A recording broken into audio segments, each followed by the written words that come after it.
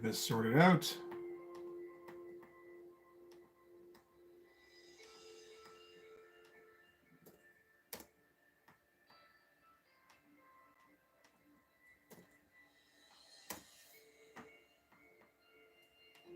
Jesus, it's too low again. Oh, excuse me.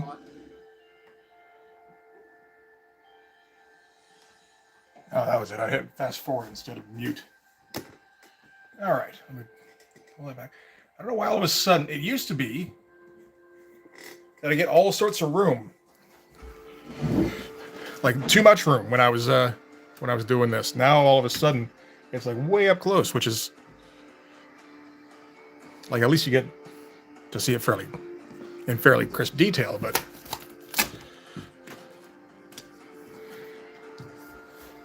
Okay, how you doing, buddy?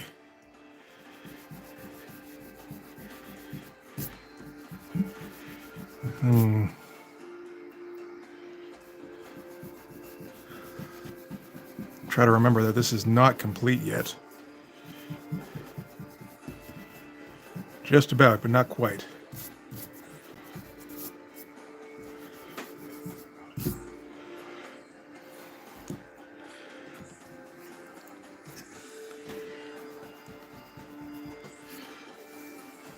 Hey, Raven, how you doing, man? Nice to see you right at the outset here. And thanks, okay. I'm always like iffy on this kind of stuff, unless it's like so obviously, like knock you on your ass kind of shit. And this stuff, it's always iffy. And hey, kid, thank you. I'm glad. Oh yes, it's very great. There's so much greatness in this fucking page. Okay. So these grates are way too wide. Way too wide. So we're going to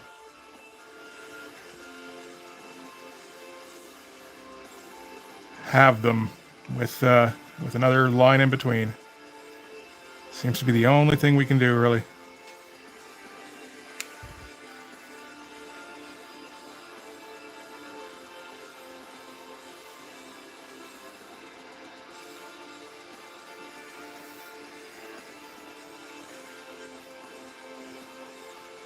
Shit. It's gonna be tough to. Well, I mean, that's okay. If I can sort out where the halfway mark is based off of this here, I should be able to follow it all the way up. Theoretically, maybe. I don't remember.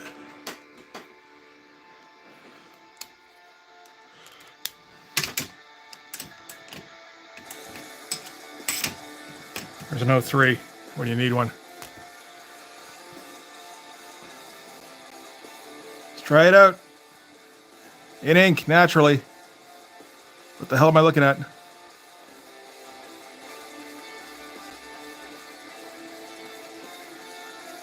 Hey, Monty, how you doing, buddy?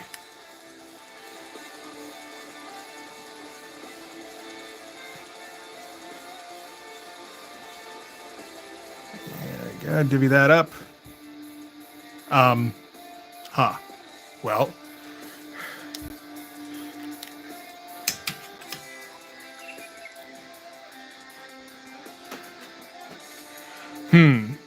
Didn't quite work out, but... Oh, is Dino in there? Dino? How's it going, man? I haven't seen you in a little while, I think.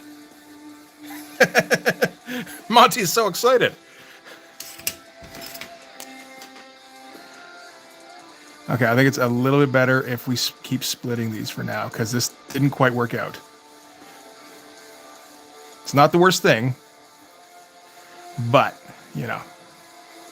Fuck, that doesn't really work, does it? Either, does it? Oh, fuck, no, because that's the middle of that. Shit. Problem.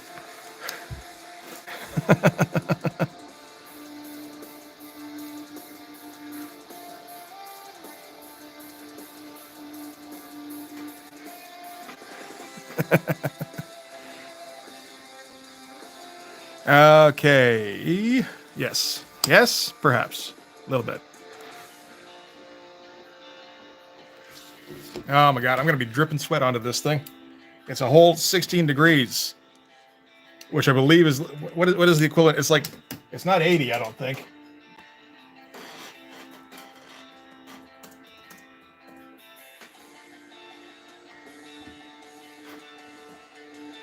It's 60. Why am I sweating at 60? That seems rather low.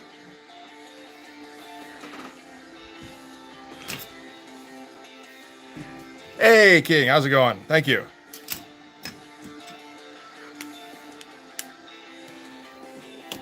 Oh, did Ed even put up a new page? Oh, that was in the... I didn't get a chance to look at it before I got on here in the challenge thing.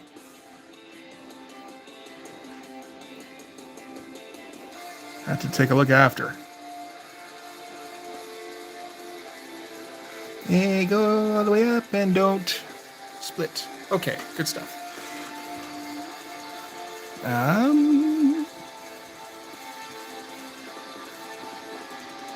There we go.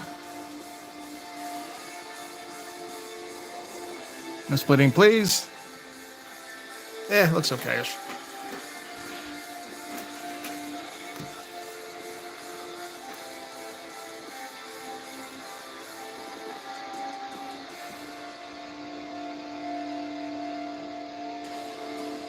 Well, we know Raven doesn't mess around when it comes to those pages. I'm interested to see how that looks now.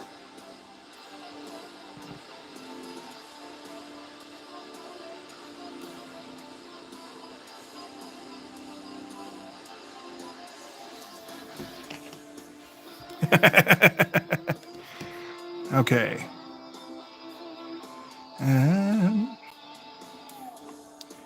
Okay, this is going to get a little bit problematic. This is going to be such a fucking mess.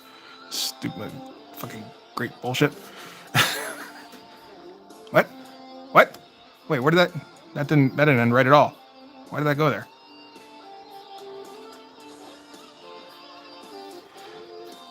Ah, fuck it.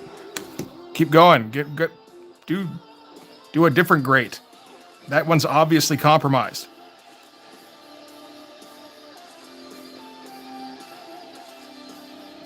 Such a fucking mess.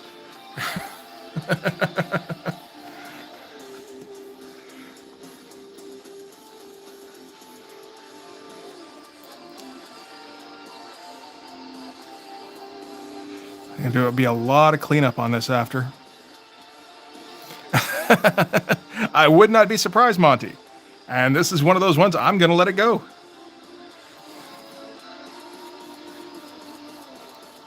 Some days, you know, I can have OCD, and some days it's just like, no, I refute the OCD. Find someone else to take over there. Yeah, shit, fuck you.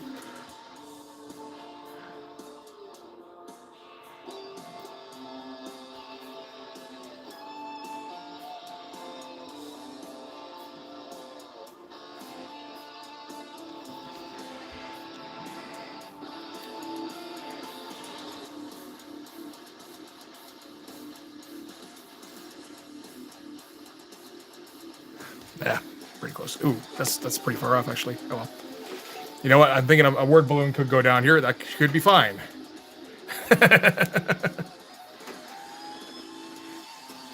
Okay, now. Oh, now I get to go to work with the whiteout, and boy, well, do we do it now or do we do it? Because I still haven't finished all of this stuff quite. Maybe I do a little bit more up here.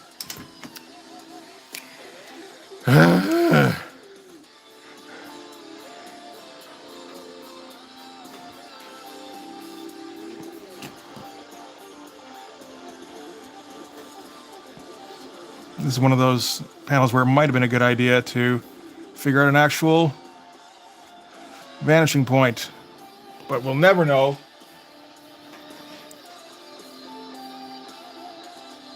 Because vanishing points are entirely theoretical.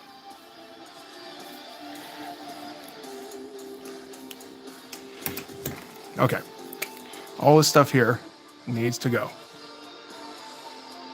This tweener shit. You all bad.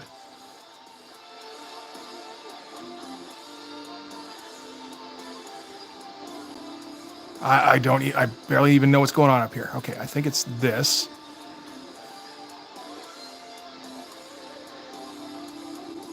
This was what I just put in, wasn't it? Yeah, it was. Oh well, follow it down now. This stuff. Okay, that's you. You need to go. And then we'll just touch up everything else eventually. Eventually. Oh, this is rough.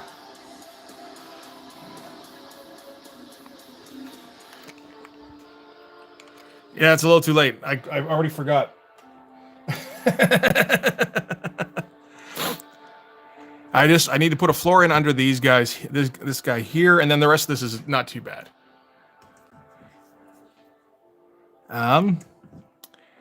You dry yet? Yeah, just about. Good enough.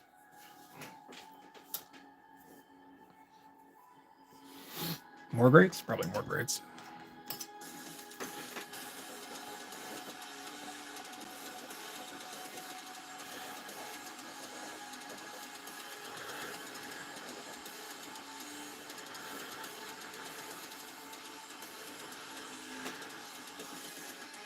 Maybe like a band here. It makes a bit of sense, it feels like.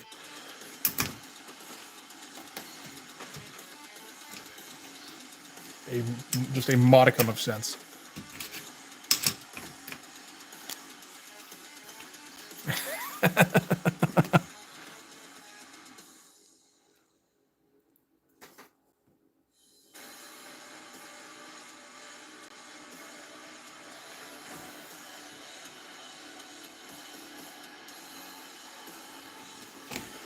There, and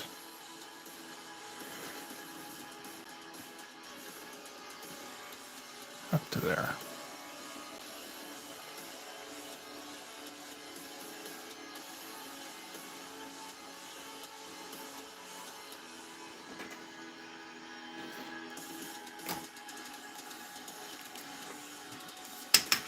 Jesus Christ, I need a towel. Hang on.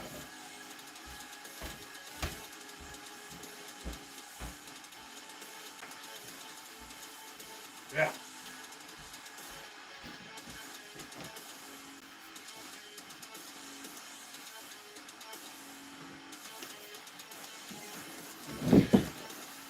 All right.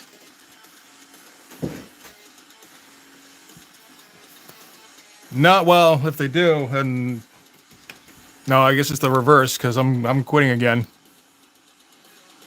So sorry, no 5-minute breaks in the middle of this one. Hey Mitsuri, thank you.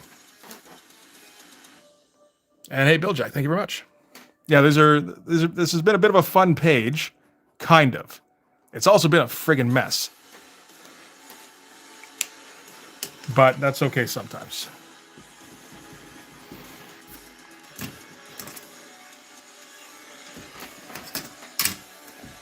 Where is there?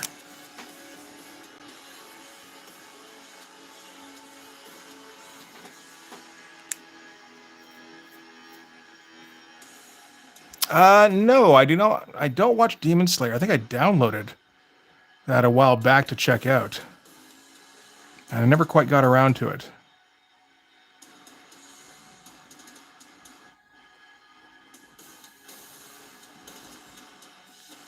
Because that's generally what I do with movies or TV shows. It's like, oh, I'm going to check that out. And then I don't do that. Because I don't know. That's fun.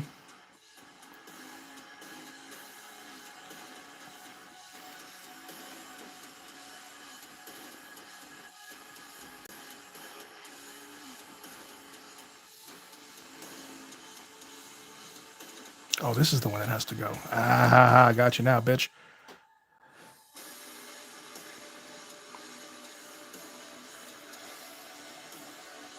Fuck.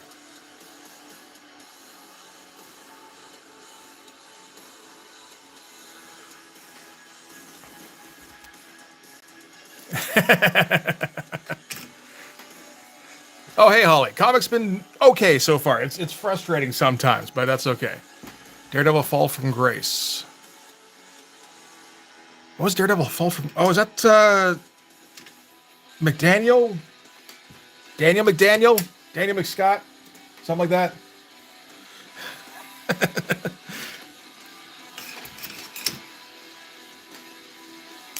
And yeah, I think Monty kind of like half suggested something that sounded like great POV shot, and it was like, well, now that has to happen.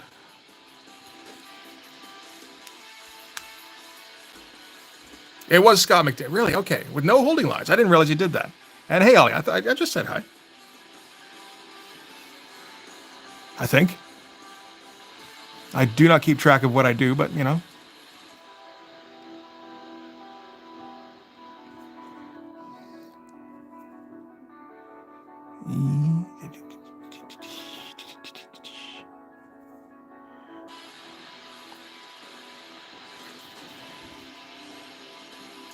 And that's from like just after I think I want to say that was like right around issue 300 when Scott McDaniel was on there.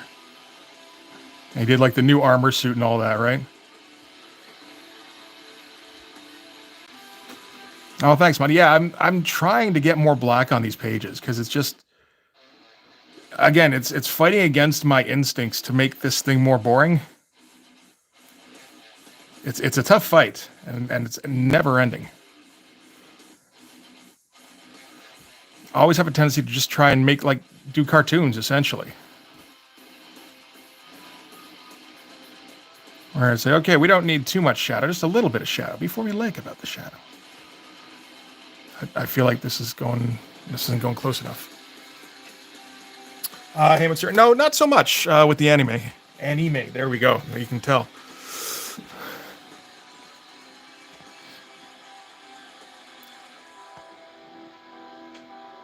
And I'm trying to think of if I've watched any at all, really. I don't think so. Really? In the Marvel Universe, they don't trust a superhero because he changed his costume. That seems... I don't know about that motivation, but all right. Why not?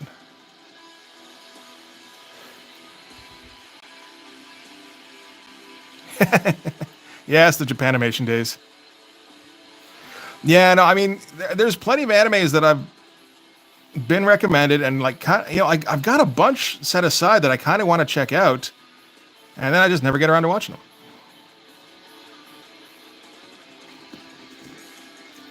Oh, thanks, Mitsuri. I appreciate it. Daredevil was presumed. Okay. All right. I mean, you know, I certainly wouldn't mind checking it out.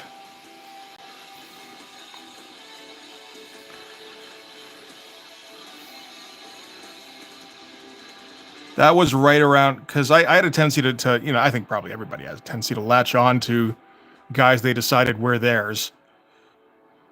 Lee Weeks wasn't exactly that, but I certainly liked his version of Daredevil. And then, like, the Scott McDaniel stuff was such a departure, it kind of turned me off a little bit.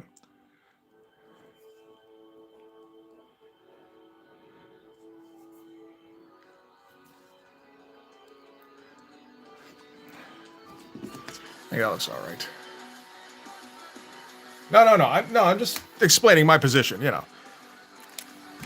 Where it's like, you know, I don't have anything against anime. I would like to watch some. It's just I never get around to it. No, I never remember to. Or, you know, I will watch some and then go, maybe not right now.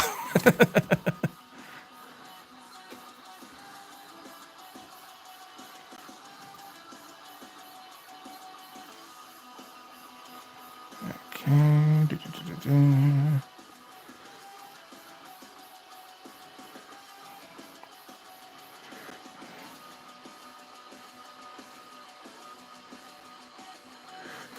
How far up is that supposed to go?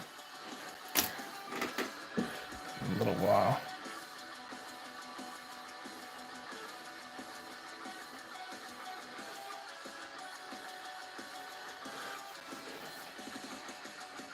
Sure, like that. Why not?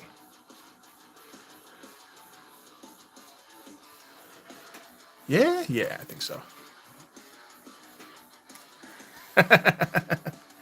I try to do that. It's just a lot of the animes they tend to be like long form. because a lot of the manga they're based on are long form, where it's very slow build, right? Or at least maybe it's just the ones I'm picking up. But they take forever to get going, and like by 15 minutes, I'm like, okay, I'm bored, which doesn't speak too well to my attention span.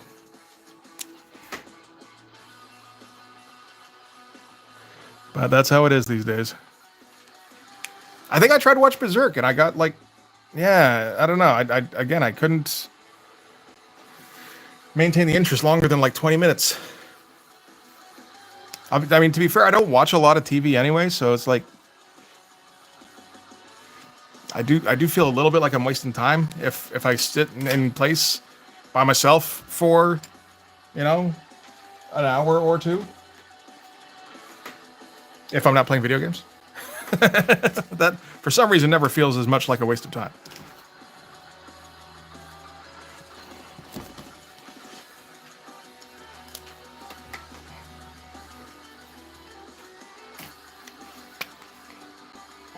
Okay. Oh, yeah. Where you go? There you go.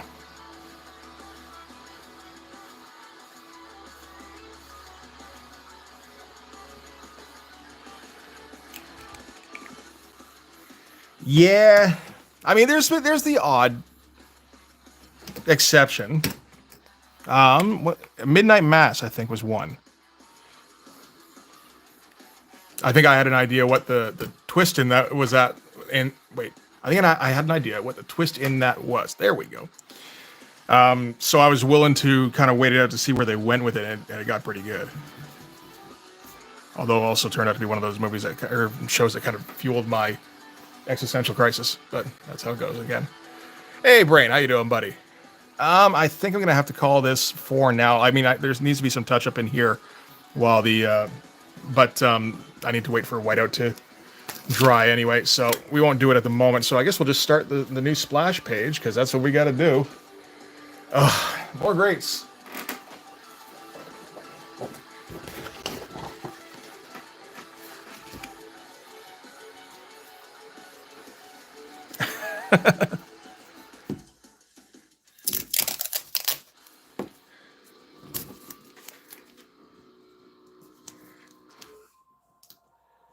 Cowboy Bebop. Okay, I mean, I've heard about a bunch, Demon Slayer I've heard was good. Berserk I've heard was good. One Punch Man seems good.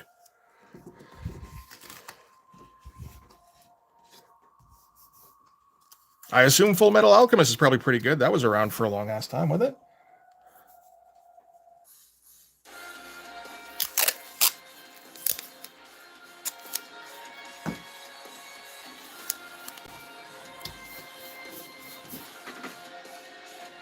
Okay, so this is this is page 10, so now we're on page 11.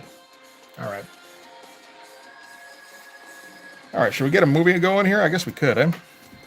I think I've got Heavy Metal all queued up, if you guys want to listen to that. Pretty sure that was OK's suggestion last time.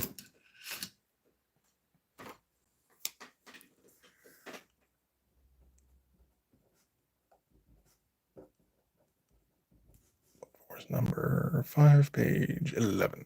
There we go. Maybe? I don't know. I thought I saw you a couple, did I not? 11th page of issue 5. Why is this? What are you doing with the focus? Jesus Christ, man. Calm down. It's not really a set number of pages per issue. It's been usually in the neighborhood of about 26 pages per so far, I think. I think I have Paprika downloaded because you mentioned it before. I'm not for sure. Oh, no, wait, maybe that was Pat Labor. I don't know what that was. Again, is it still doing that thing? I think it is. Yeah, I got like Basilisk. I got Blood the Last Vampire. I don't know what these things are. I might watch one or two of them eventually. Anyway. Oh, I'm fine. Thank you. How are you?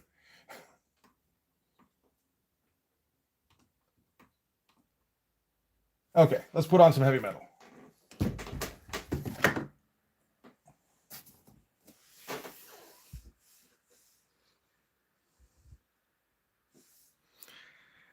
And okay, this is going to be unpleasant to draw, I think. Because this is going to be a reveal shot, which is going to need a fair amount of background, done with no holding lines, and kind of small figures. And what we're doing is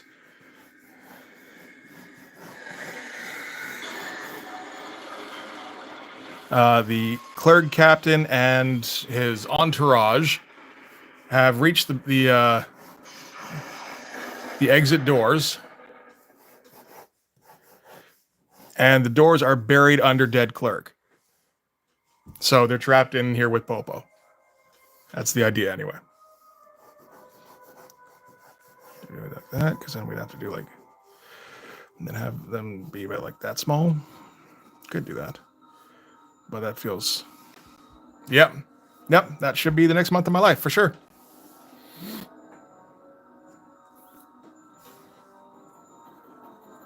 How big do we want to make them? I mean, at least full figure for the captain.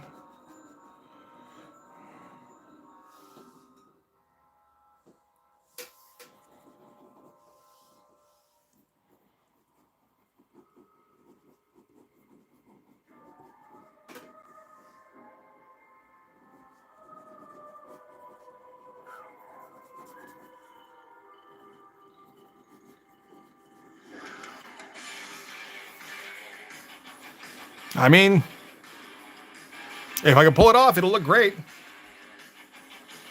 Hopefully.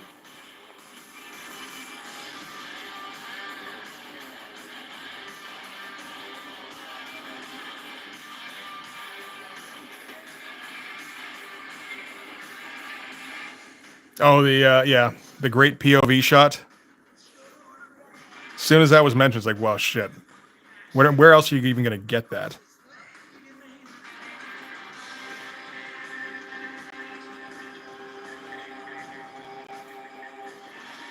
I think we need a slightly twisted.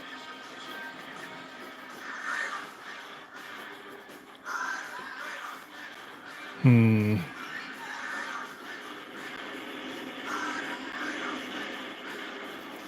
quite like that.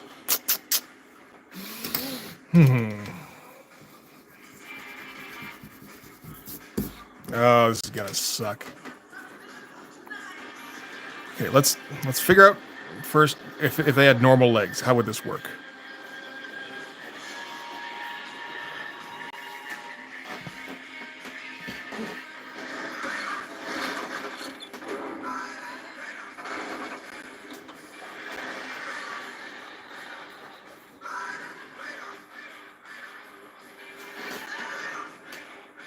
I feel like we need them tilted back a bit more.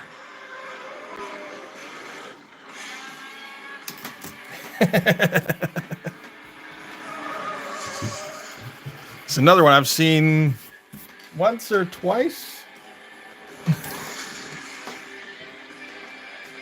And I'm aware that it's blasphemy to have only seen it once or twice, but that didn't make me watch it more than once or twice.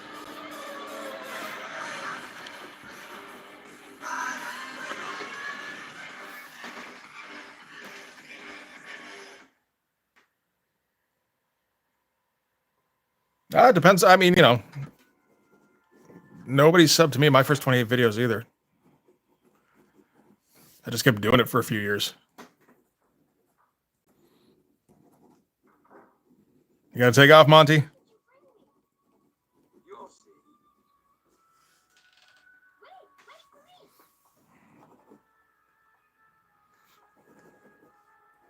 All right, man. Have a good night. Thanks for stopping by.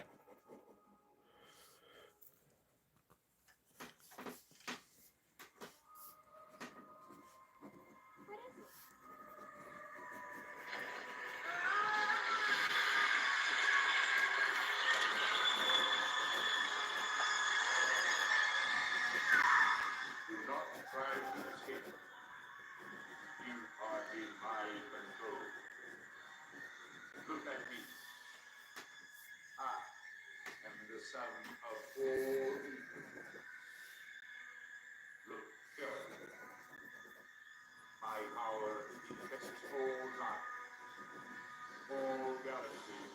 Maybe more like that.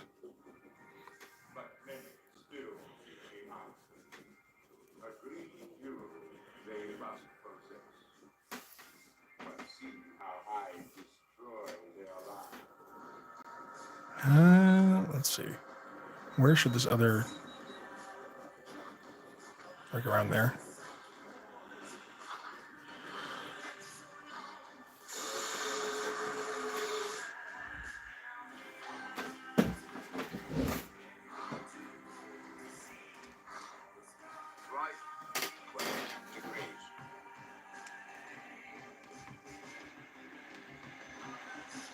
Well, let's see. How many videos was 28 for me? Now I'm curious.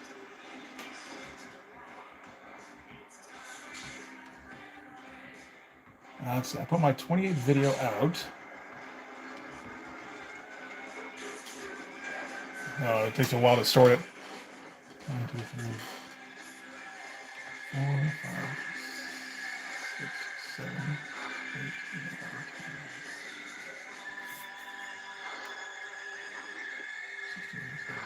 9, 10,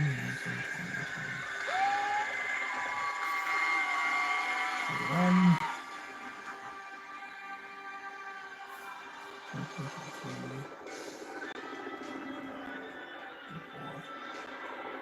yeah, let's say about Wetworks, January 24th.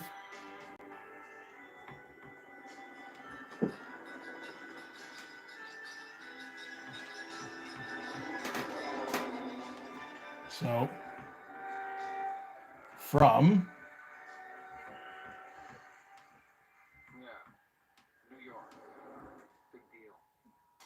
October 30th to 2022. Now they're even talking about letting in low lights from other planets. Ugh, come on. My name's Harry Canyon. I drive a cab.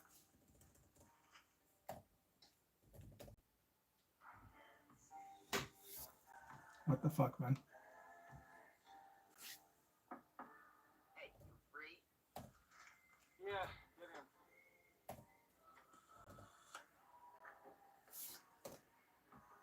Invalid date. How's that an invalid date? Fuck you. What a joke. It turns into low rent. Okay, there we go. Until January 24th. January 23. Okay, sucker. Hand over your cash. Now. Oh, I got, okay. Yeah, so in the first, just checking it, how I did in the first 28 videos. I got 134 subscribers. That's more than I would have thought, I guess. Interesting looking back. Well, to me anyway. I guess it would be. I think he needs to have, that needs to be way back. And that one needs to be forward. Okay, that works better. I think. Get the gun.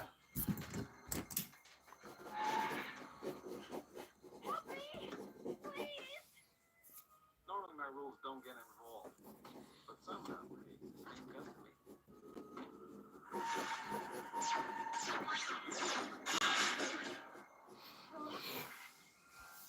They wanted it, but my father wouldn't tell them, and now I'm the only one. Hey, relax, sister. There's a cop station up here. All right, Matsuri, have a good one.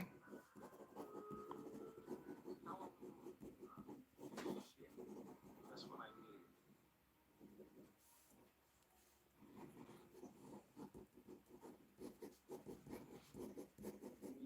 Please, what do you want? I want to report a murder. What else is new? And you're gonna let me in or what? Yeah, hang on.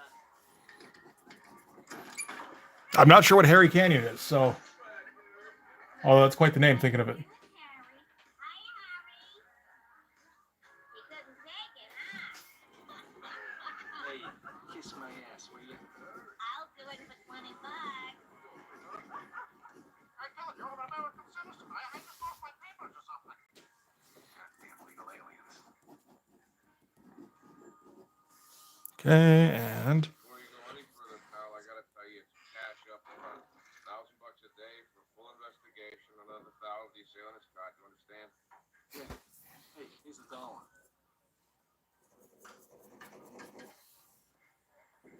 nothing.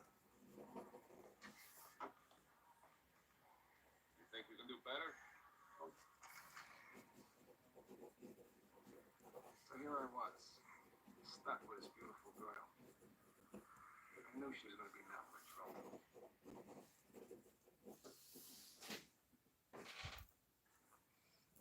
Okay.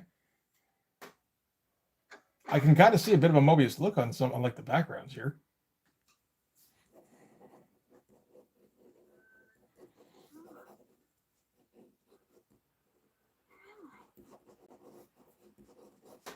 My place.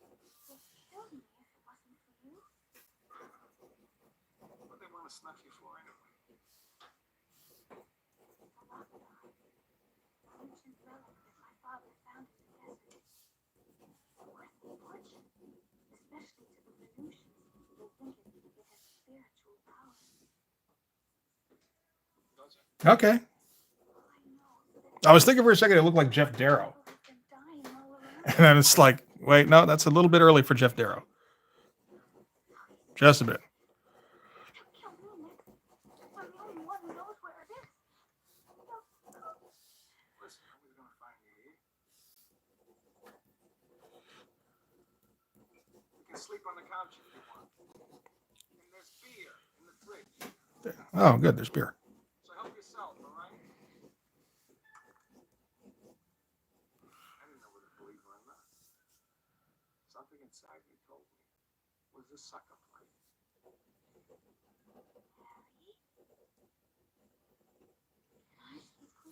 Warner Brothers? Yeah, sure.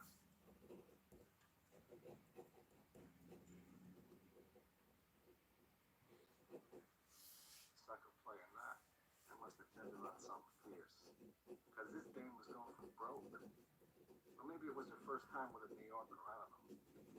Anyway, nothing can beat good old American know-how. And I was giving this broad the stars and stripes forever.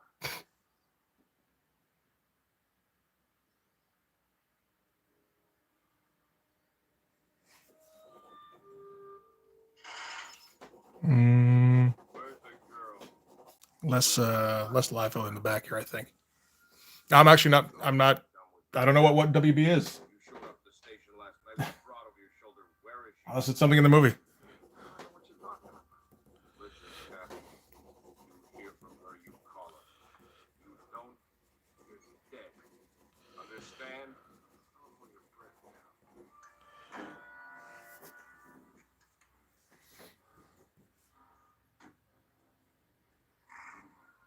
Where's the girl?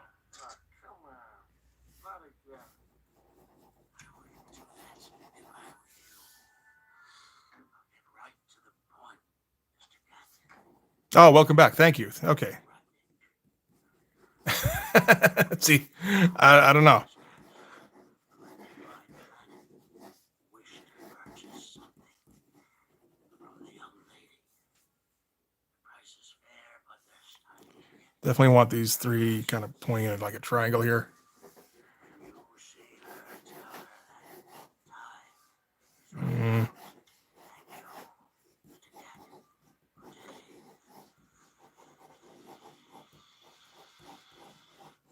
The burning smell kept reminding me I shouldn't have gotten involved. But for some reason, I just couldn't get her off my mind. There was something about her. An element of danger. It really turned me on.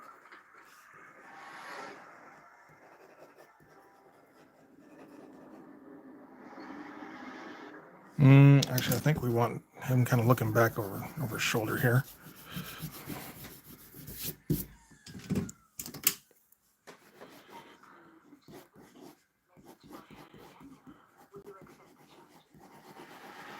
Roughly like that? Sure.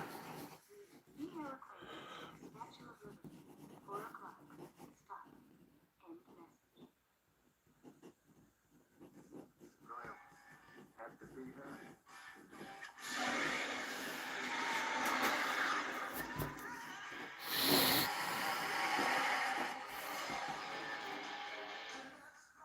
First, I had to ditch a couple of assholes.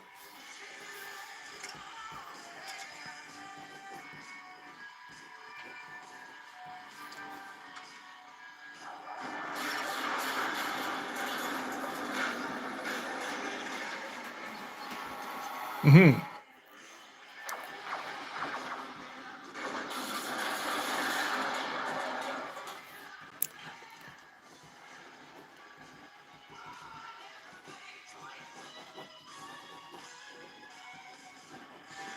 No, it makes sense now, and I'm pretty sure I've seen it a bunch.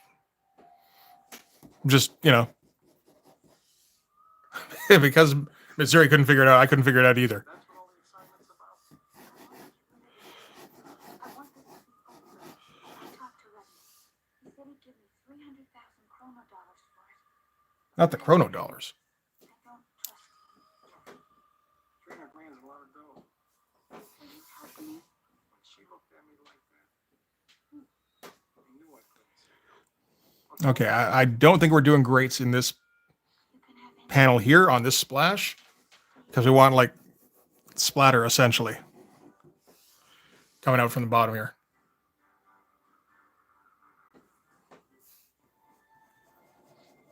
There they are. Okay. I'll keep you covered.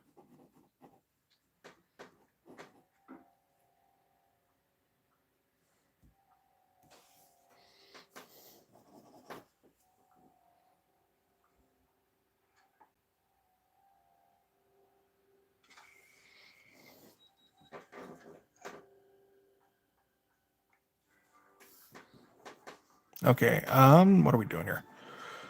I don't know if I've ever done, like, a big pile of bodies. I'm sure I have at some point, but...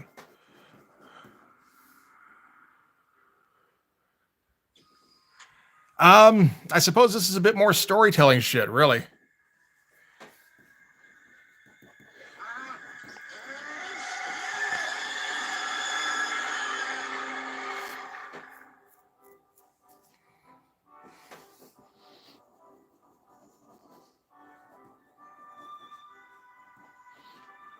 I did see Rob's review of Rob's comic. I'd like to, Harry. I know. See the rain. It's all right. Hold on.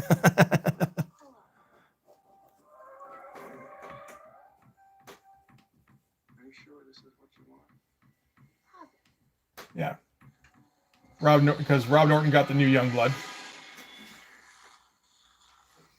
And did a review on that today. You know, even though she would have killed me, I kind of felt sorry for her. So, yeah, no, I will not be doing that one. Mm-hmm. I think he was at 1,000 views when I saw last, anyway. And I mean, it does look like shit from what I saw him doing there.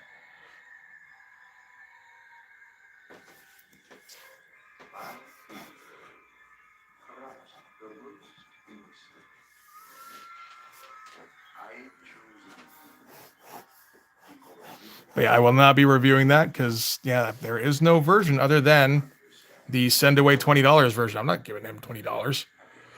Sorry. No, I can't give Liefeld $20 directly. I can't do it. I refuse.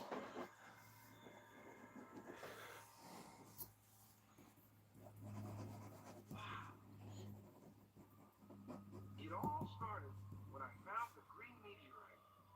I read in Faraday's Life of the Planets that smaller ones like this are supposed to. But he did a lot of that where he's like, yeah, no, it's $20. And then, American plus shipping and handling. No, thank you. I'm not shelling that out for that. Natural electricity. When the storm winds up, I figured maybe tonight I'd hit the jackpot. All I needed was It's not worth it. Like, I'm not gonna make $20 off a video about that. Rob might.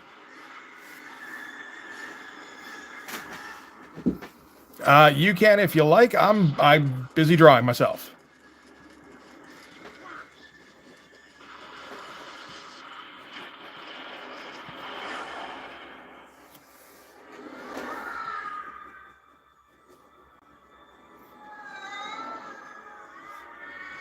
I did get something that was at least young. Well, it is Youngblood, and it's kind of adjacent to that. All right, you can take off if you want, Mitsuri. That's okay. No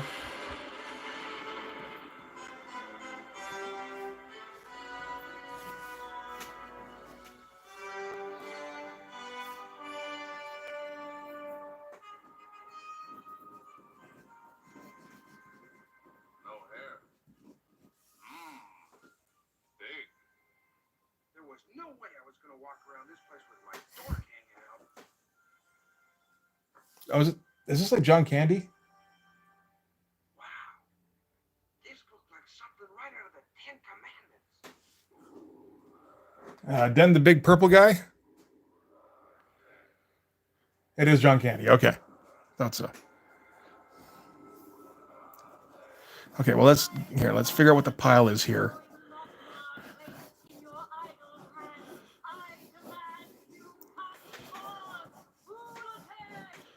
Roughly like that. What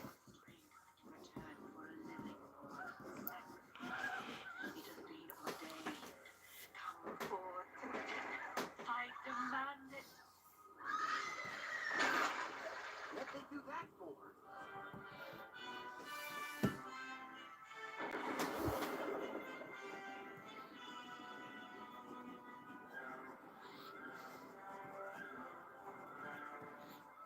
How do you do this? From this angle. It's weird.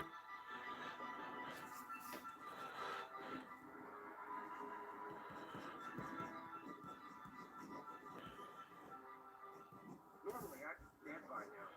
I kept thinking I was gonna run out of air. But my new body worked great. I just hoped her body was working as good as mine.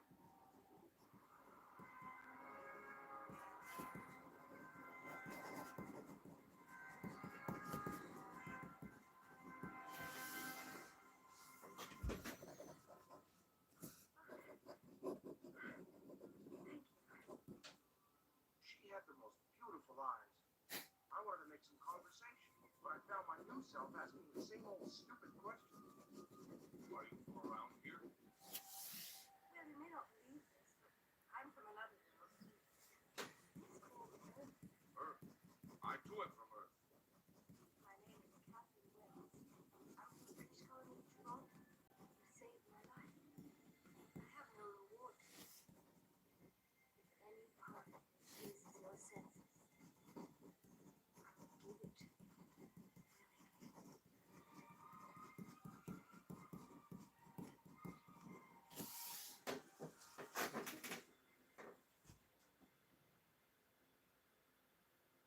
This was great. There was no way I'd get a chick like this back on Earth. There was only one problem. Mm-hmm. I don't know who these assholes were. They sure picked a bad time to show up.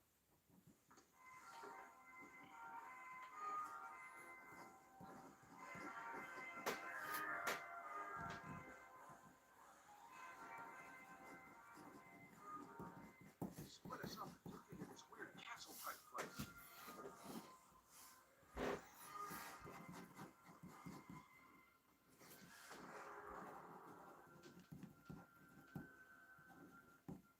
I wanted to find out where they came from, but none of these guys seem to speak English. They tell me you're Senator, the one who dared to steal the female sacrifice company. This guy was a shrimp, so I figured I'd play it tough. Where is the girl? I am our supreme leader of the revolution, next ruler of the world. The girl. Well, aren't we fierce? Guard, Catherine. Uh-oh.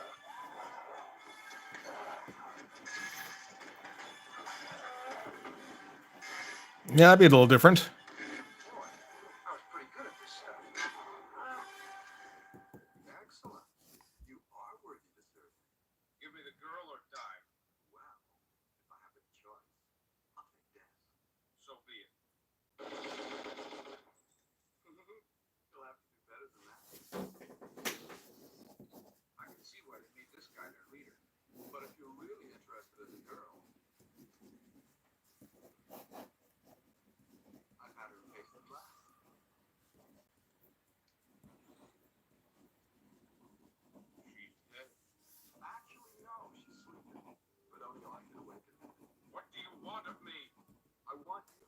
sacred lock? What is this Lochnar? The Queen's glowing spear ritual. The sacrifice of Militech can only be performed by the possessor of the sacred Lochnar. Gnarl! Yeah, not really. Not really. Anybody, our fault here. Sorry, man. And if I refuse, if you refuse to die, she dies. Sounded reasonable to me.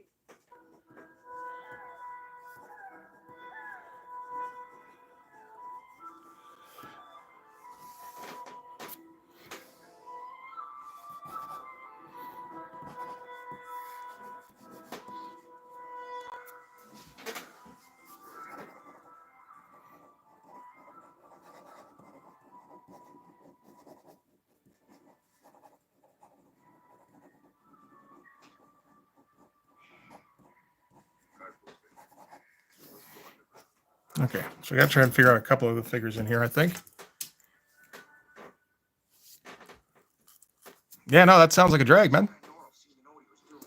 And for a gorilla, his English wasn't half bad. We're underneath the castle moat.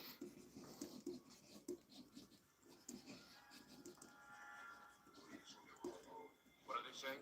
They talk of the seven beasts who crowd these catacombs with fierce hunger and sharp teeth, 6 inches long. Sorry, 16 inches long.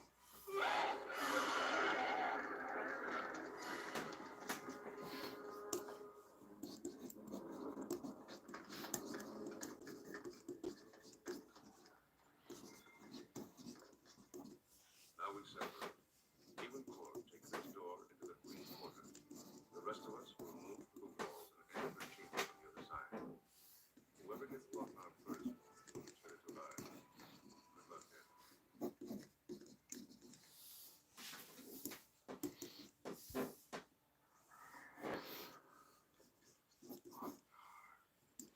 Wow. It was just like the ball I dug up in the yard. As I saw the Lochnar's glow, I had this real funny feeling. Then the lights came on. Fuck, embarrassing. Let's see if I can sharpen that a little bit. Probably not. No, that's wobbling way too much. Stop! I have.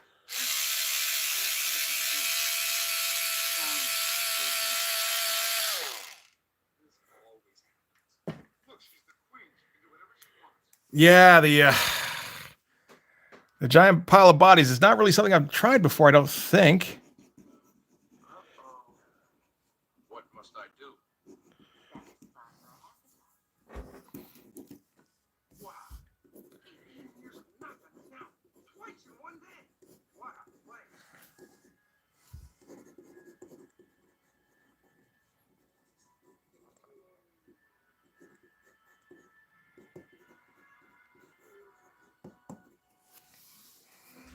There's a couple.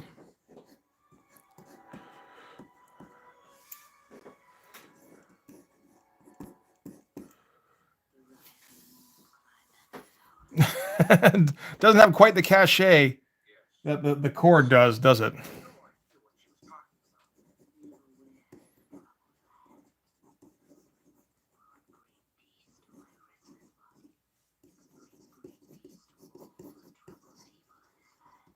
I knew I was good. It was that good. Your Majesty, the Lochnar is missing. Stolen. You make up to me for your Copperfield, my scepter. No, you perform the sacrifice. God, take him, hold him still. I will kill him myself. Boy, was she pissed off. No, that's true. That's true. You gotta make do. Prepare the flyers! I want his head! Hey man, feel free. And then like if you want to send me the results to trace off of, so I don't have to figure it out myself, that'd be great. I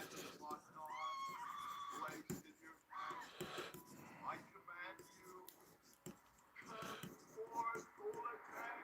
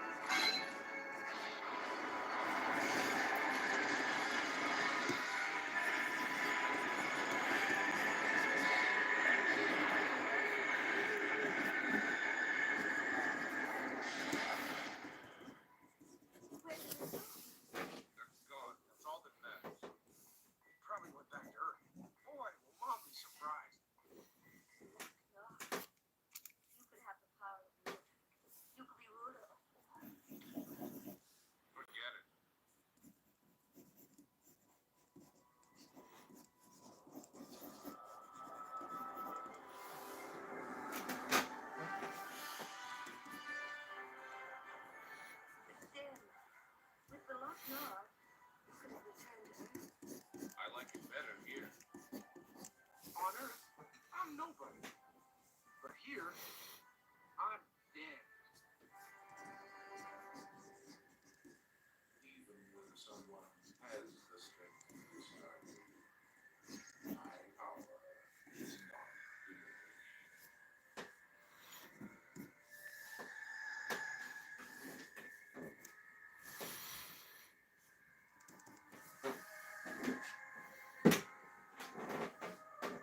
Okay, that space station looks pretty sick.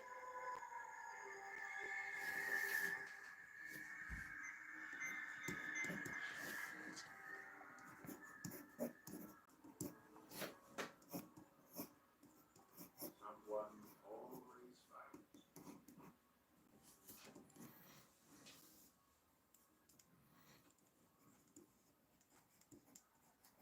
Are you Captain Lincoln F. Stern? It does seem to be Captain Stern.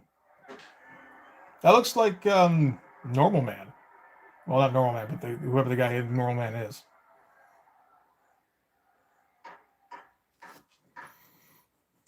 Lincoln Stern, you stand here accused of 12 counts of murder of the first degree, 14 counts of armed theft of Federation property, 22 counts of piracy in high stakes, 18 counts of fraud, 37 counts of rape, and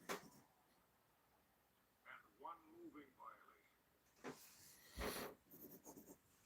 How do you plead?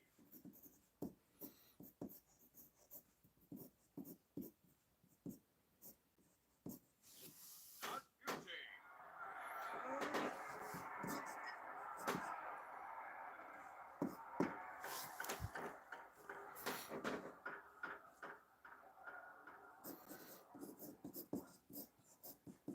Not guilty. Not. Okay, Charlie. Got it. Call the first witness. But the prosecutor's got you cold. You're as guilty as a cat in a goldfish bowl. The prosecution calls Hanover Fist. Hanover Fist. Hanover Fist! All right. Hanover Fist!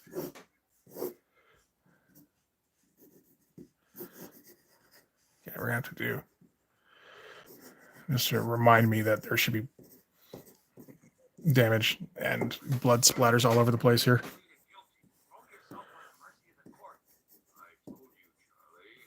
I got an angle. But the most we can hope for is to get you buried in secrecy, so your brain will be violated. Plead guilty. Shut up, Charlie. I got an angle. What angle? Him. State your name for the record. I am Hanover Fist. You know the defendant, Captain Stern? Yes, I know Captain Stern. Never did there live a kinder, more generous man. I promised him 35,000 US to justify my He's an overflowing cup, filled with the very cream of human goodness. All the time I've known him, he's never done anything immoral. See? Unless maybe the preschooler's prostitute ring. And he's never done anything illegal. Unless you count all the times he sold dope disguised as a nun. He's always been a good, law-abiding citizen.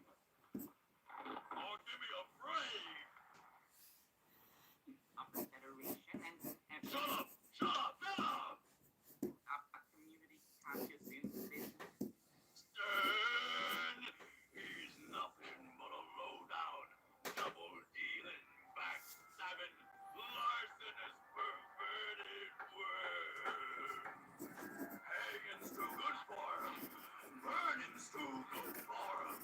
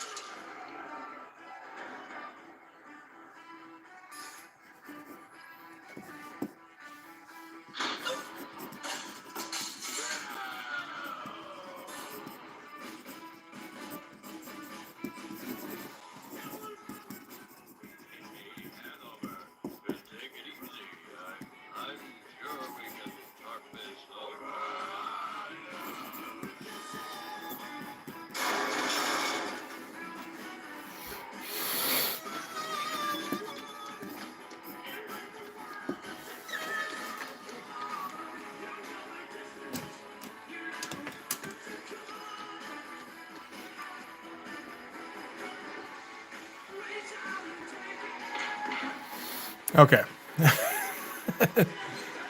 There's part of me that wants to just start inking. I'm thinking it might be a bad idea, but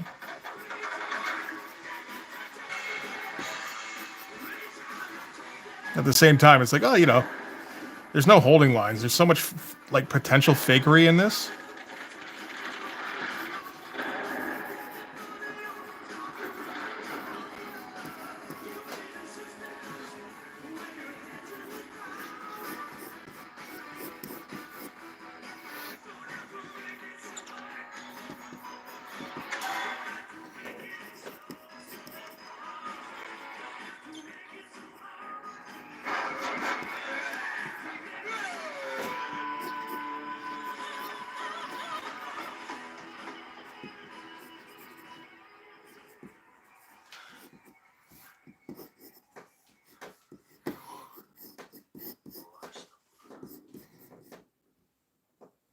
Well, that's the thing. Is that the case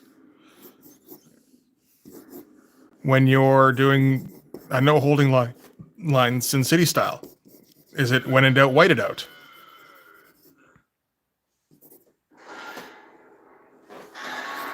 There will be no darrowing. I can tell you that much at least. Not on this one.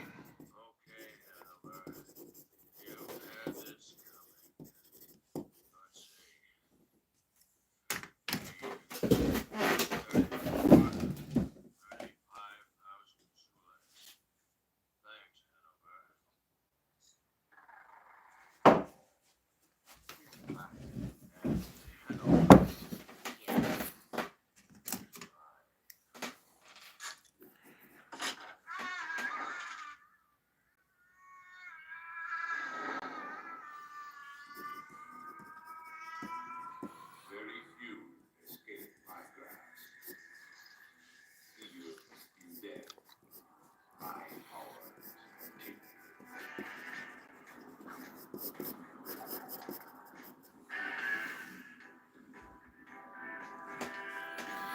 No, I'm aware. Trust me, after the last few pages, at least I feel like I've got a reasonably good idea of how to do this.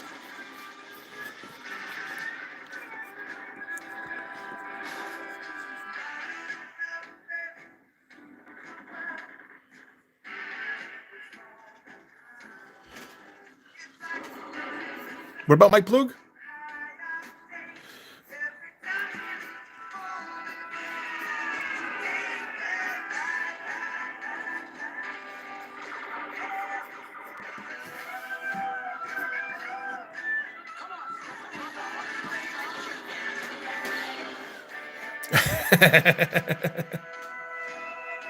Oh, this is Mike Plug? Okay, cool. I thought you were suggesting I needed to keep Plug in mind for my version of the Sin City Jim Lee style. It's like I'm not sure how that correlates, but I'm listening.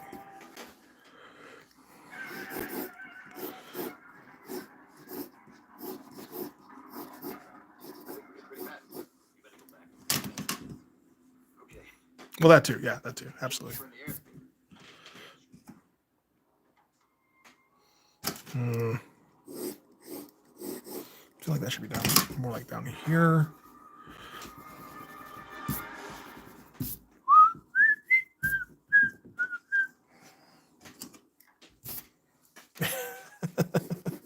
What the Mike Plug Sin slash Frank Miller slash Jim Lee Sin City style? That would be something. I don't think that's in the works. Hey Rob, how's it going, man? Congratulations on your video today. I caught some of that this morning, and then I did, couldn't watch the whole thing, unfortunately. And yeah, this page is going to be a fucking mess.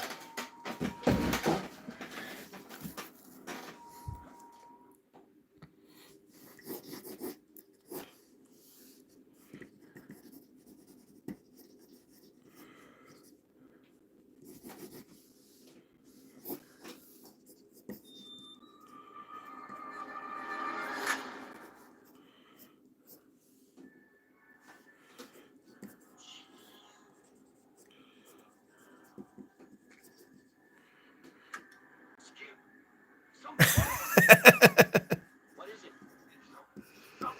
You know, I was thinking about covering it, and then I saw there was like no way to get it without shelling out $20 for it. And it's like, you know what? I cannot justify giving Liefeld $20 directly. You know? If it's through an intermediary where I'm giving money to, you know, a comic store that's already paid for it, I don't know what that means, man. Channel my inner manga stuff for this page? You gotta be more specific than that. Oh, are you okay?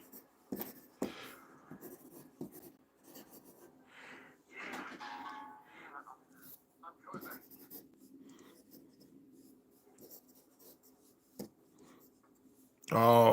Oh shit. No, okay. I had a second there where I was like, oh, you know what I should do is I should do casings all over the floor. No, I fucking shouldn't. Okay, well, yeah, no, that would do it then. Absolutely. But I mean, yeah, like, I totally would have ordered it. But yeah, giving him money directly, and it's $20, and it's $20 American, so it'd have to be conversion rate, and then I got to worry about shipping and handling, which is probably another $20. It's like I'm not shelling out $50 for one issue of Liefeld's newest piece of shit. Sorry, man. Anybody here wants to, like, you know, hey, you know, there's the super chats. Anybody wants to give me the $50 to order the new Liefeld piece of shit? I will do that. And sorry, man, no, there will not. I can't even put one casing, or else like it's like, well, how do you only do like a half dozen or a dozen casings lying around without doing 100 casings? And then that's the whole goddamn page, you know.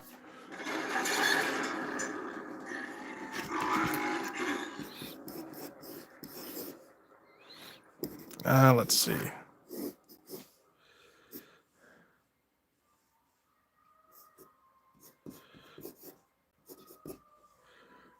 Oh, and another thing with this page, Rob, is that it is done in a no holding line Sin City style. Because it wasn't hard enough as it was.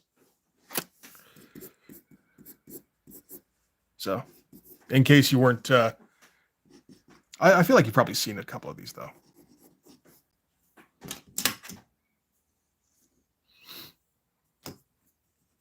It would look... that's the thing. I don't know if it would.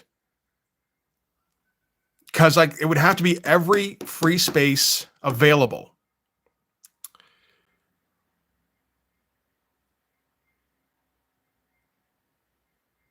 And it would have to be piles. Yeah, and you know, there's so much to work out. I don't know. I feel like it would be better to have black, like, okay, black floor here. Have these guys here separate from the pile, because they'd have to be. Splatters that, again, do not touch them here, but go all around here. Yes, yeah, no, we're doing the same thing with the heavy Sin City style shadows. And then more splatters here, but like keeping them separate, I think. Because we need to pop these guys out from this whole fucking mess. And if I add casings everywhere, it's gonna be too much of a problem, I think. Well, I think in this case, I need to leave this area black for the separation and to highlight the splatters. Because if I do a great floor, I can't do any splatters. You know, I can't do debris lying around.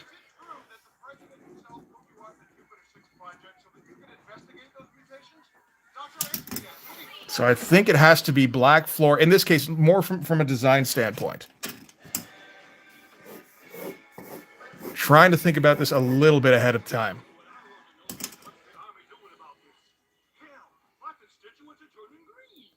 Izu ain't my constituency. Fucked it up. Oh well.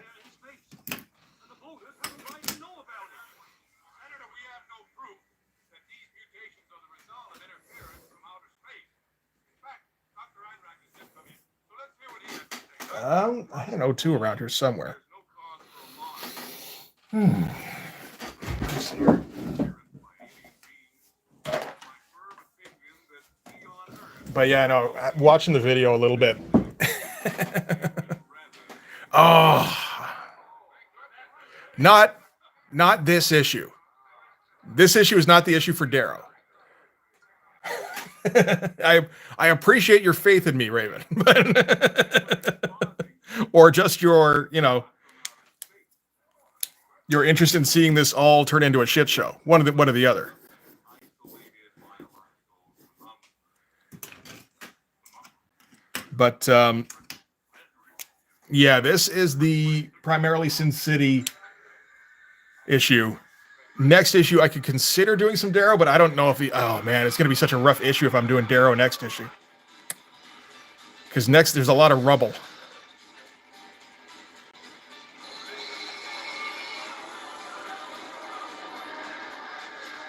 And I've got, actually, I got a new order today. So that we could do a brief unboxing on at the end of this if you guys want. And it's like appropriate that we're talking so much about Darrow.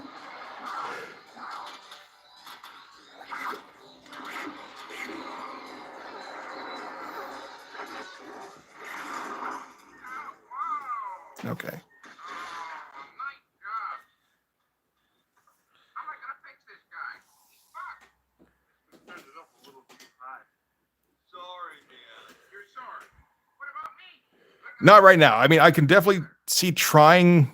I see. That's the thing. I would love to try for Darrow. I know I don't have the concentration for it. Whoa! Who's gonna pay for the dry cleaning? I demand you return me to my office immediately. Too late. Molecular instability zone around the spacecraft. Do not leave. What? Are you kidding? Oh yeah. Instability zone. You're stuck here. But I have to be with my parents for dinner tonight. And I usually do unboxings when I get orders. It's just I put them up on the Patreon instead. Like a drink? Come with me. But we got everybody. We got a bunch. Well, we got a bunch of people here anyway. Have any diet soda? Oh, typical robot. First Earth chick we see in 10 years, and he's got to make a play for her. Let's see here.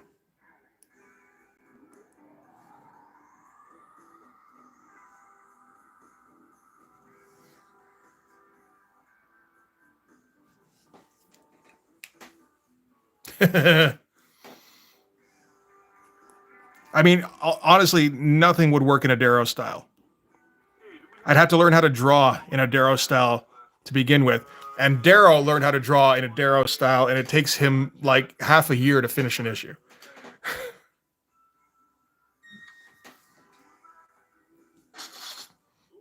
And I mean, that's as the best version of the Darrow style, right?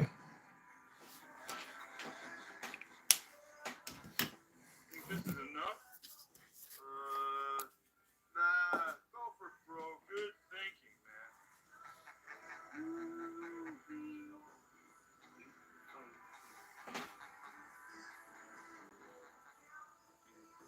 No time.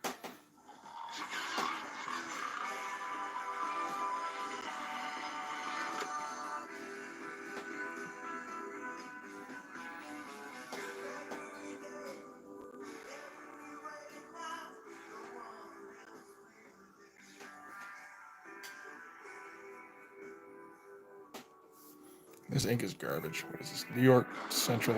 Okay, yeah. Gotta remember for future not to order this shit. That looked like the Enterprise. I'm guessing that wasn't the Enterprise.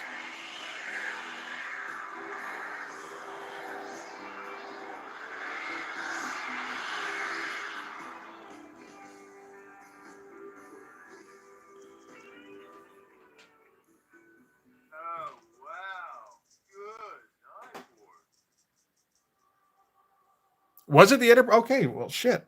I only saw it for like half a second, so it's like, that can't be right. Now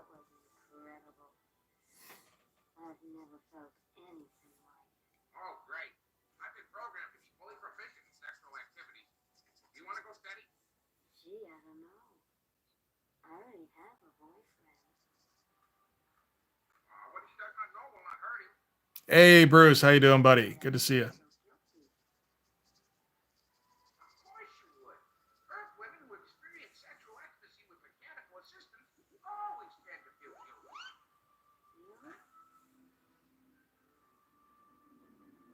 Angus McKee. Okay, not familiar. But I don't understand. We laugh together, care for each other, we have highly proficient sex. Why can't we get married? Look, we're different, okay? Let's leave it at that. What do you mean different? But mixed marriages just don't work. I'm afraid that I'll come home one day and find you screwing the toaster. You'll just have to trust me.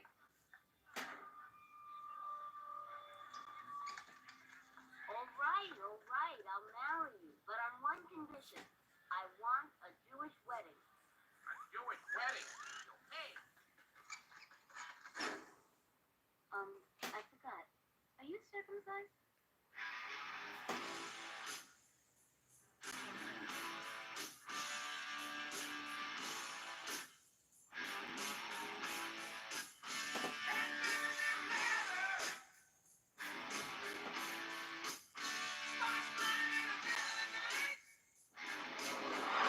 Doesn't sound like Rob Halford, but he's singing about headbangers and leather.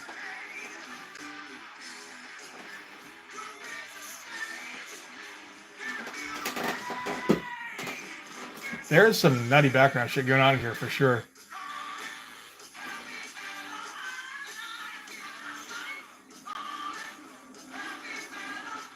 You okay to land this thing? No problem, man.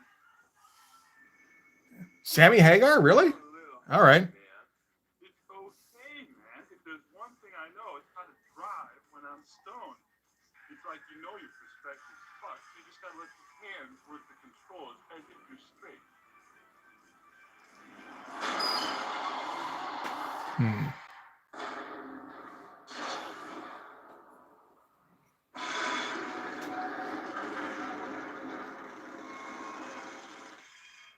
Oh, wow. Good landing, man.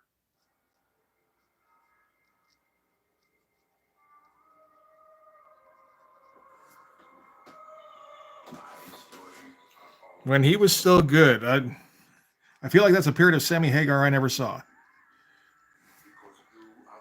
Not that I'm ultra familiar with Sammy Hagar, really, other than the Van Halen shit. I break the chain for all time. Look into me one final time. See my evil destroy your race. Then prepare to die.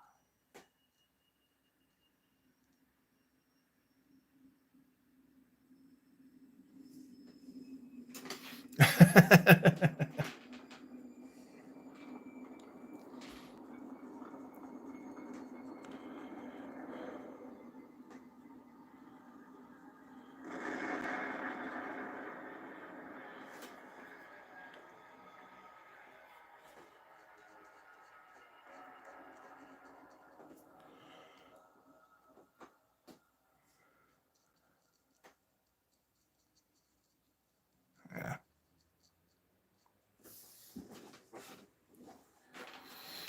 Oh yeah, that's some Mobius looking shit.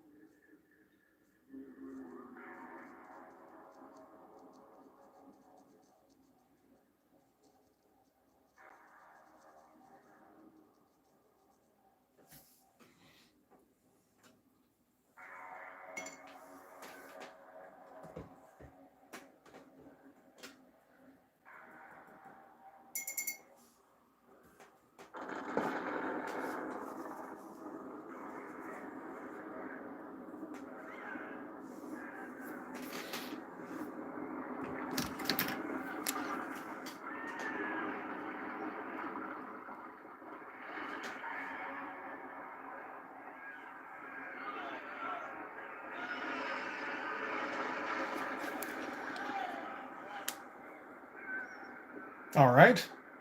Trying to figure out what's happening. only looking up every like 30 seconds.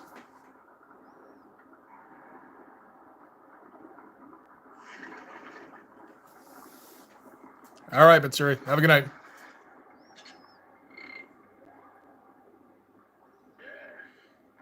Oh, they all turn into like orcs.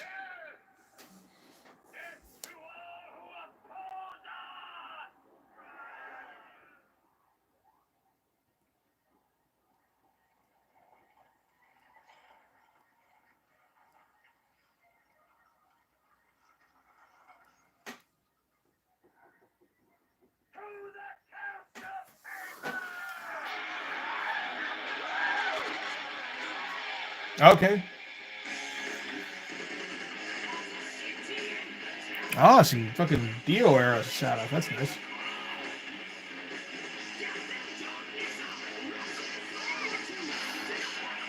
I'm not as familiar with that particular era. Although I think that's a mistake, not knowing it very well.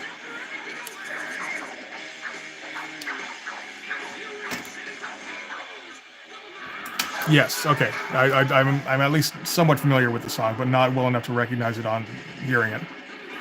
Like just from the opening riff. Well, that's something, getting like the fucking title track off the album there. For your Violent Dash cartoon.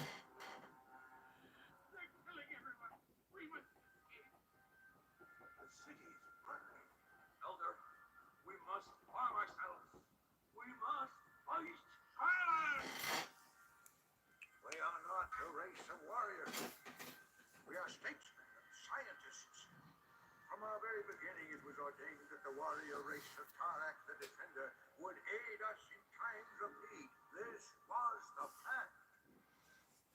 Tarak the Defender? His race is dead.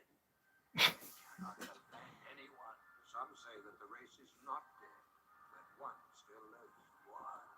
What good is one? One of Tarak's blood can do much.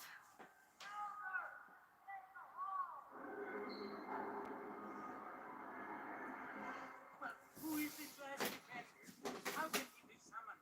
It is Tarna, of the blood of Tarak the Defender, the last of the race, and must be summoned as my forefathers summoned Tarak himself.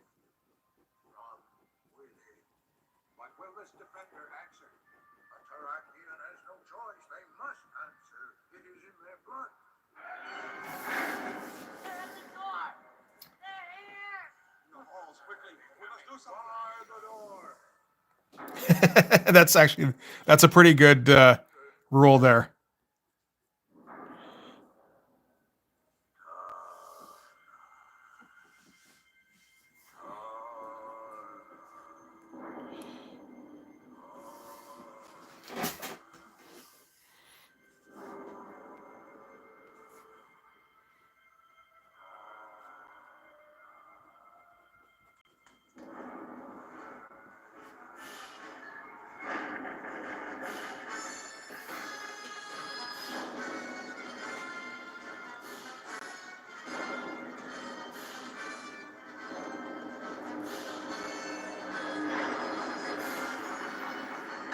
Let's just do that straight.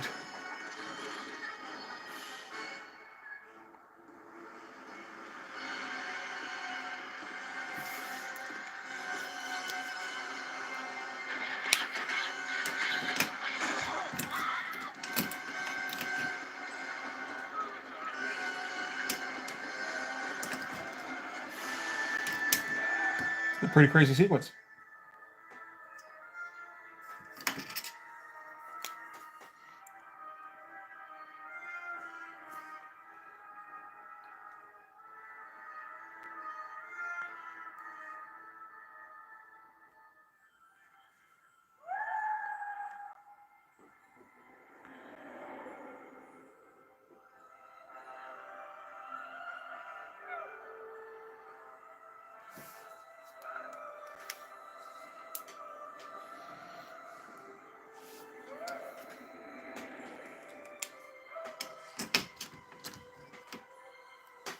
So do people like watching this movie when they're stoned? I can't tell.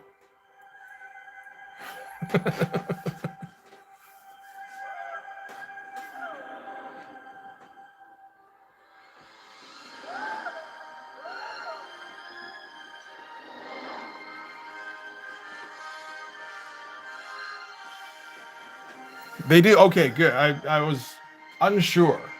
This looks like it's rotoscoped. The flying sequence.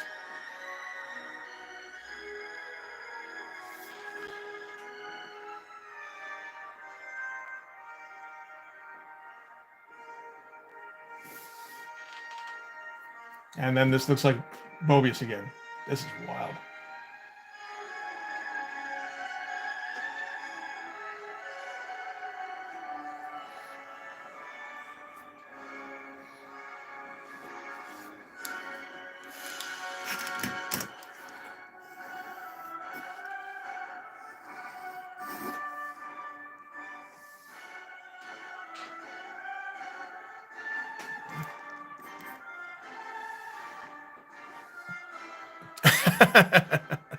Obviously. Tons of rotoscope. I thought so. Okay. I was only looking up every once in a while. I didn't want to look up for too long because, I mean, I get motion sickness, so nobody needs to see that live.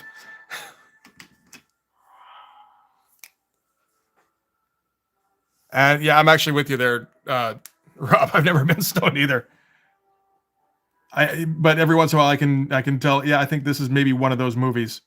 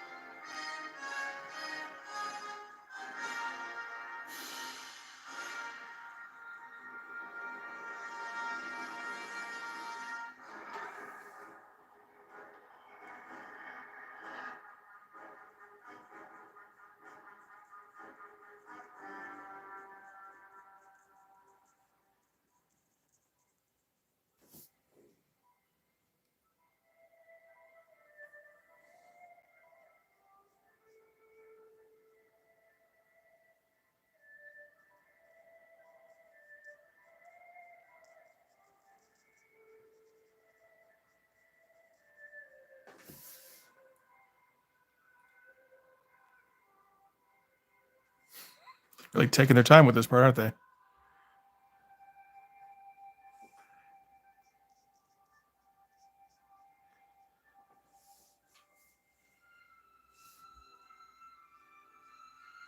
Again, looks potentially rotoscoped.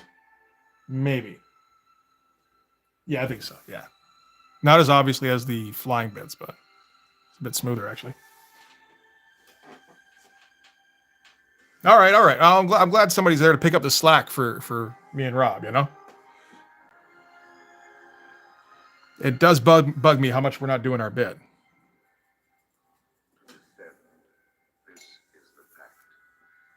When life loses its value, then the fact is to offend.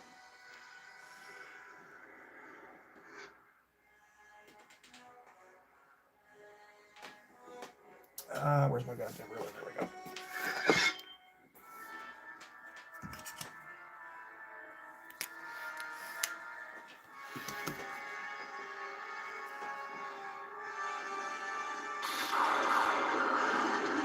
Did they just do a Power Grayskull shit? Sounded like it.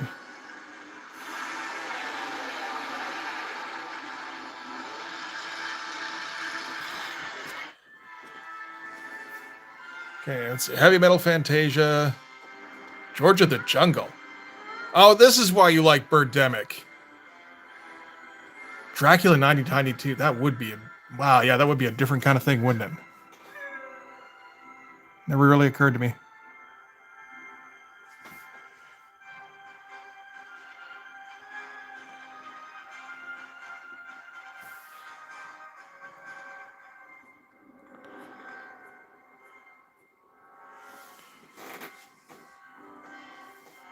Oh, okay, I can totally see that with The Matrix, yeah. I don't think I've heard that about The Matrix. The other two, really? Half baked and up in smoke? I don't see it. Ooh, it's getting windy out there. Okay, that's a bit worrying.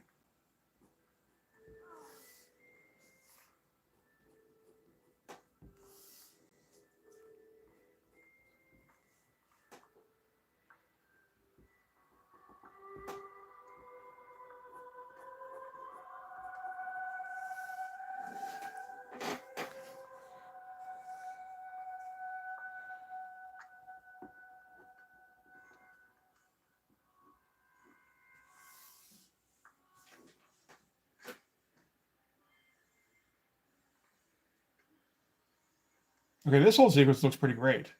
This is the thing, right? I've seen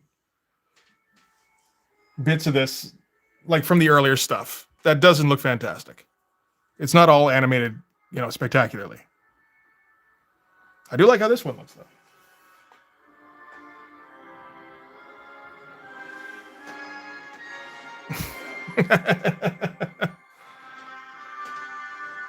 See, now you're just listing bad movies. You don't need to be stoned to watch those. You just need to be in the room with, other people who have the same sense of humor.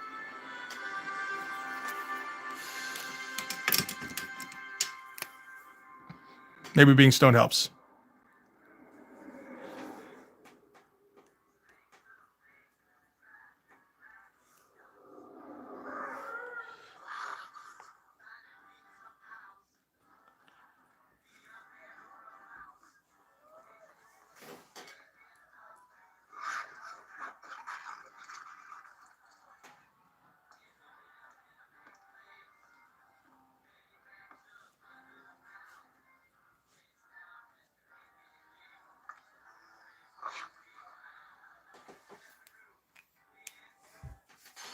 I suppose I could see that.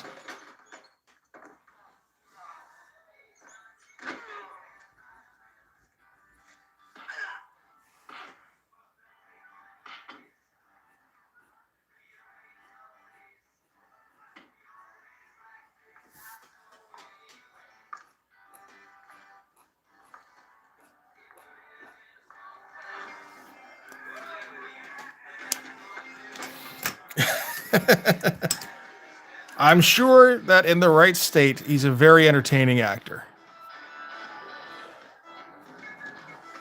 I don't know if I could ever be convinced that he was a good actor. I don't care how fucked up I am.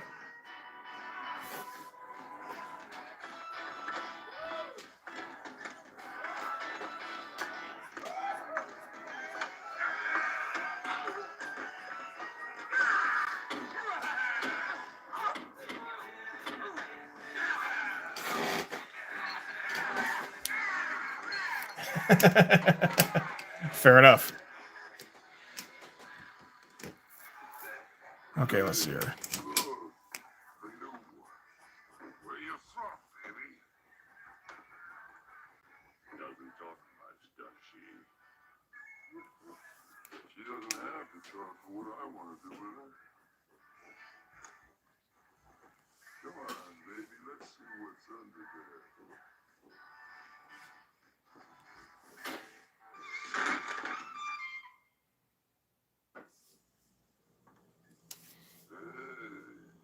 She's tough. Maybe she wants to fight. Maybe she wants to take us all on.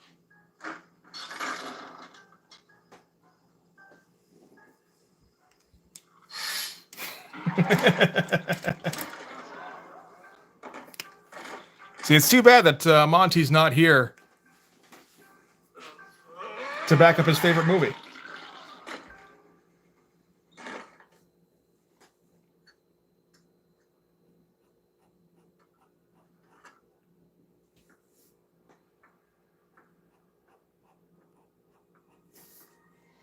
Not sure if I'm doing this like this here.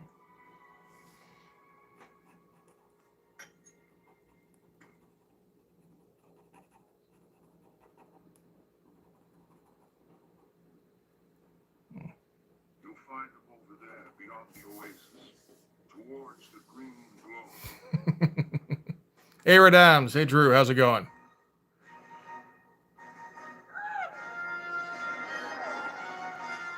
I mean, to be fair, Inagata Davida lasts like at least 4 months straight. So, like, I guess that's really kind of understandable, really.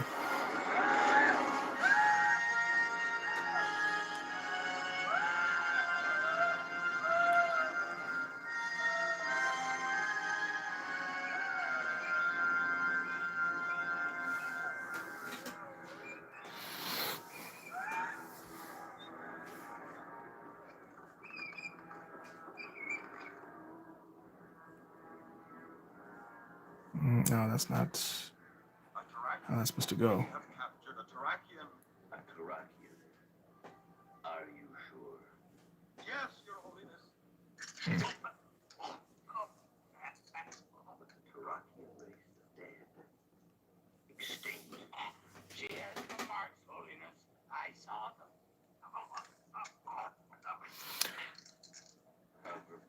Wolverine issue 1, John Buscema. Well, that's intriguing. I have a facsimile edition of that. I feel like I should take a look at that then, if that's going to have some similarities. And yeah, it's a little ambitious. It's not something I've really tried before, and I don't know if it's a good idea, but it's in the script, so we're going to give it a shot. Because I always write this shit thinking like, yeah, that'll be cool. And then there's like, I feel like the writer me has way more faith in my abilities than like penciler me. Somehow, I thought it would be more difficult to catch. Inker me doesn't have faith. Inker me just thinks in terms of practicality.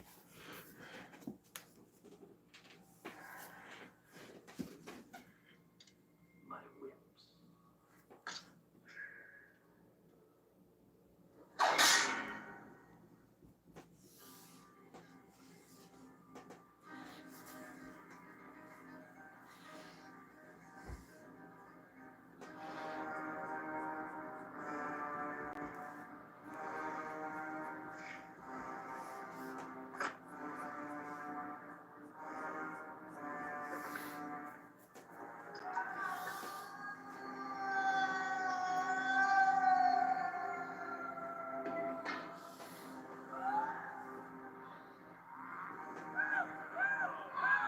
Pull him down. I'll put a nail through his head.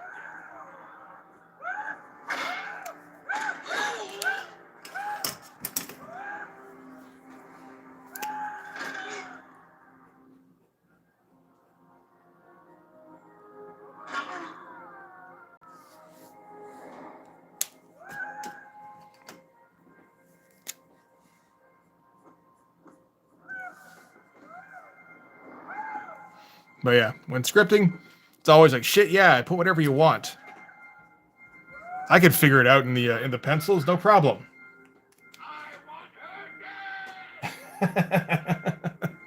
I did see a little bit of that issue. Yeah, it didn't seem like a whole lot was going on. You did get a lot of shots though, like anchor images, I suppose. Bunch of full page shots of the Youngblood guys, you know, standing and almost like not in action, but looking like they could conceivably in action at some point.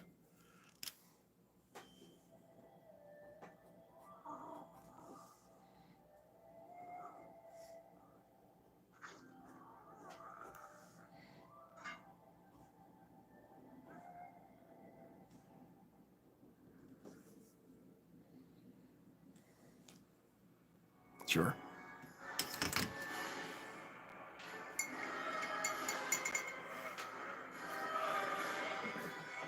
It's funny how little he tries to put into a comic these days, or how much he tries to get away with putting nothing in a comic, I suppose.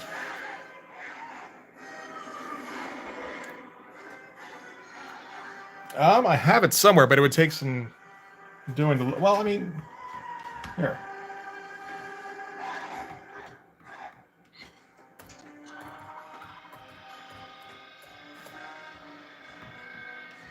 Wolverine, page 2. the 1982, the 1988 limited series, not limited series, regular series. Art by John Buscema and Klaus Janson.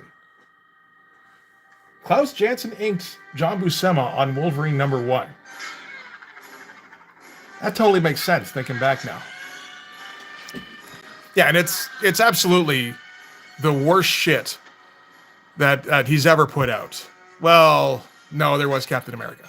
But, you know, he's absolutely just like gotten to the point where he just phones it in, does not put any thought into any page whatsoever, leaves like 3/4 of the work up to his colorist. Which has been the case, I feel like that started in Youngblood #6 when he poached Kiko Taganashi.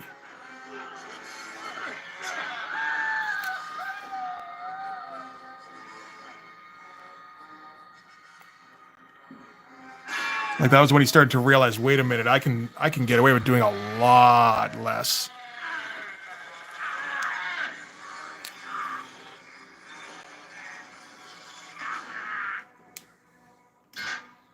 And then, you know, you get like him going back to Marvel. And I mean, yeah, the Heroes Reborn stuff, there was a lot there, but they were still figuring out the computer color. They didn't have as much of a lock on it as Kiko did. But by the time he was doing X-Force over there, they were throwing on all sorts of highlights and contours and lens flares and all them shits. And I'm not sure when exactly he just starts going with, like, I'm not really even going to bother drawing too much anymore. I'm just going to basically do breakdowns every single time I touch a page and let the colorist figure it out. I think it's somewhere around the 2010s.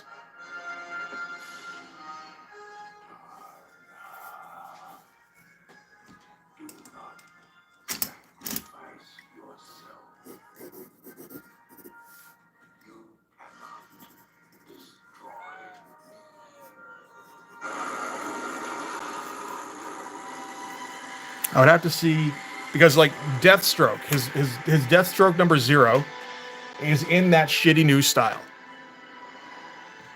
Major X is in that shitty new style. The G.I. Joe stuff, absolutely. All the Deadpool stuff. So maybe like early 2010s, mid 2010s, where he just completely gives up on ever drawing again.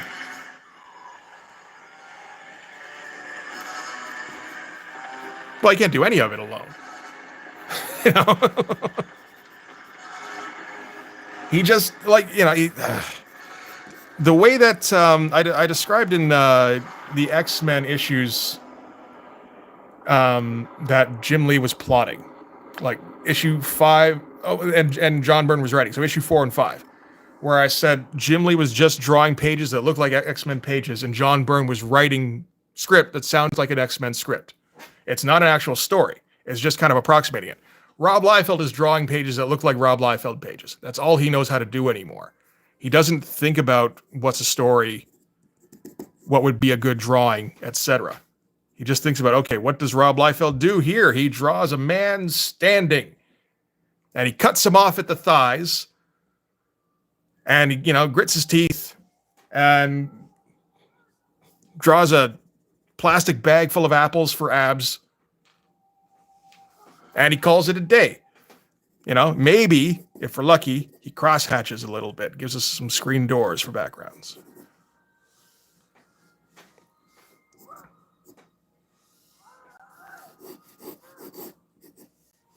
But, yeah, no, he's just absolute shit these days.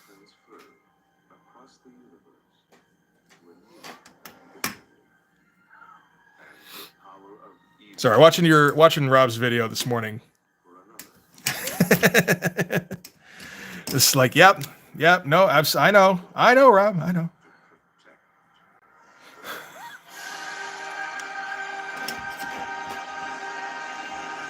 That it for the movie?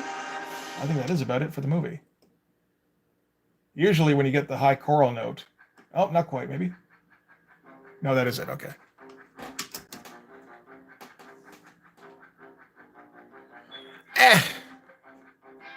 I mean, how often does he put out a comic, though? It's not like he's on a monthly schedule. It's not like he has to come up with something intricate. You know, he's never thought up a story in his life. He's come up with concepts. And then he draws Liefeld pages that look like they're going in a direction sometimes, and they never really get anywhere. You know, like plenty of guys do that, where they just, yeah, they can draw a story. Like a story? Sure. It's Rob Liefeld that we should be happy he just touched a pencil to paper. I know. All right. So yeah, this is mostly like not even a penciling page, just a breakdowning kind of page, and then inks, because that's the process. Maybe he no, yeah. I think you got something there, Radams. Maybe he's not the best storyteller. It's okay. All right, so it's been about 2 hours. So let's go through my order from today, because why the fuck not, right? This only happens a few times a year. Okay, got some sorting to do. Hang on.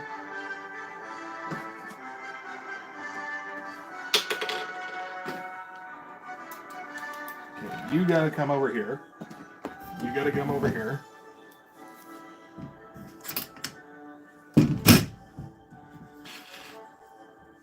No, fair enough.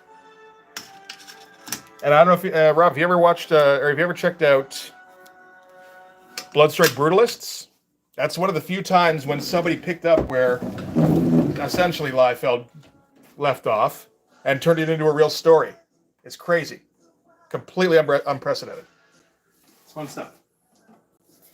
Okay, is this visible here? It is a little bit visible. Okay. Okay, so this has been pre-opened, but I'm keeping the order the same.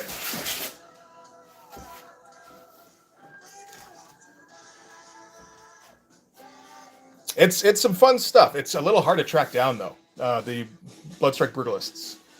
Let's get this upright a bit more. This will be a little strange.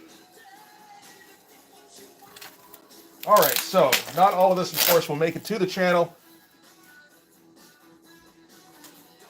because some of this stuff seemed like a good idea at the time, and then I either have second thoughts or get around to reading it and think, maybe not. So, okay, first up, how much of this is showing up? Okay, Jonah Hex, Two Gun Mojo, which I remember hearing about from Wizard. I think this is like 93. By Tim Truman, penciling, Joe Lansdale writing, which sounds interesting. You know what? I think I'm going to have to put this a little bit higher.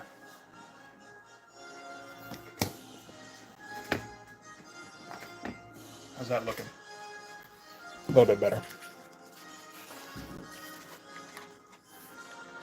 Although, now I need to prop this up a bit more. Yoink! Okay, there we go. So yeah, heard about this, that it was a better version of Jonah Hex. Or kind of like what Tim Truman did with Hawkman in Hawkworld, where it just kind of gave him a more realistic, I suppose, or more interesting version of the character. And, you know, it's cowboys and Indian stuff, so Tim Truman's in. Not a review, this is more of an unboxing, if anything. And just take it, like, a lot of this stuff is, like, first impressions, because I haven't really seen it before.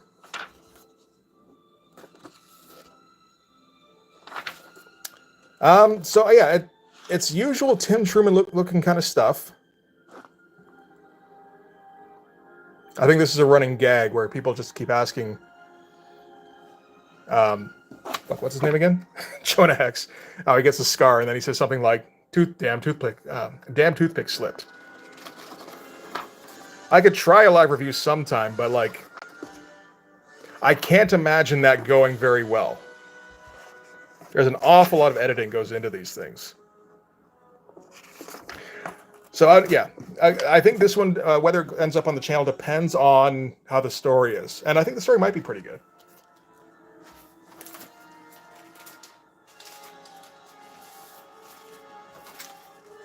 Okay. Prepare your eyes for Ninjak #1. Anybody remember Ninjak? By Joe Quesada. With Valiant colors. Oh, it's so bad. Blinded by the light. But yeah, this is 93, I think.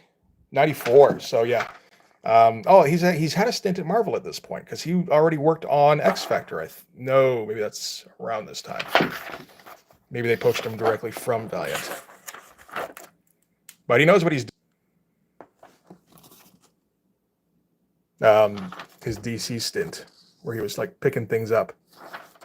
So that'll be fun. You know, some of the color doesn't look too bad on this. But when they go with like the two-tone designy kind of stuff that I feel like Joe Q probably orchestrated himself. Yeah, that looks pretty great.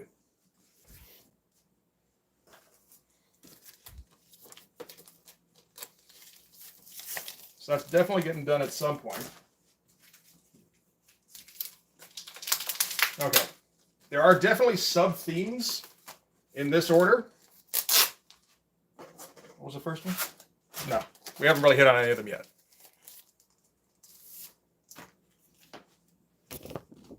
There are a couple of 2099 books, though, including X-Men 2099, which I never enjoyed. I was trying to get into the 2099 stuff, and you know, like Spider-Man was good. I didn't see too much else. Punisher kind of sucked. Picked up X-Men. X-Men kind of sucked. And this was a series that clued me in that Ron Lim was not an imaginative fellow when it came to page designs.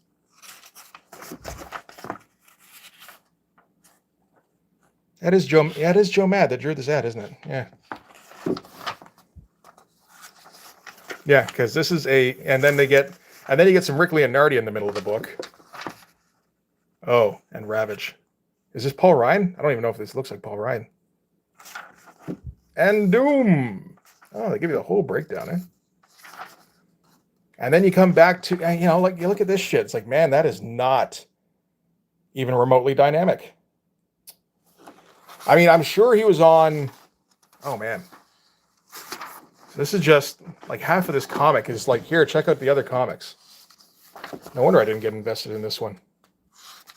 But I'm sure he was on like a really tight schedule. Because otherwise, like he can come up with better than this.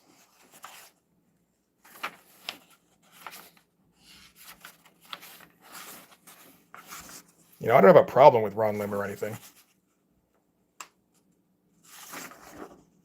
Yeah. Whoop. See. Might turn into something.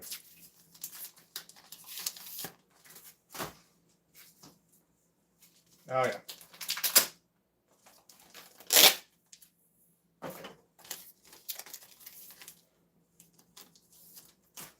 Brat Pack #3.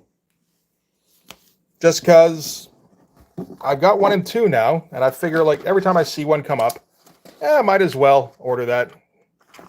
See if I can get them all eventually. Because it definitely looked interesting. Which one does this focus on? I don't even remember the names of the guys anymore. It's been too long since I checked out the original one. Oh yeah, King Rad, Midnight Mink, Judge Jury, and Moon Mistress. That's correct. All right. And of course, Rick Veitch and his crazy fucking page layouts. That's another thing. It's just a good idea to go looking through these to get ideas. I don't know if I don't imagine any more Brat Pack will end up on the channel. This is more just, you know, to get more of them, because like Rick Veitch really fucking knows what he's doing.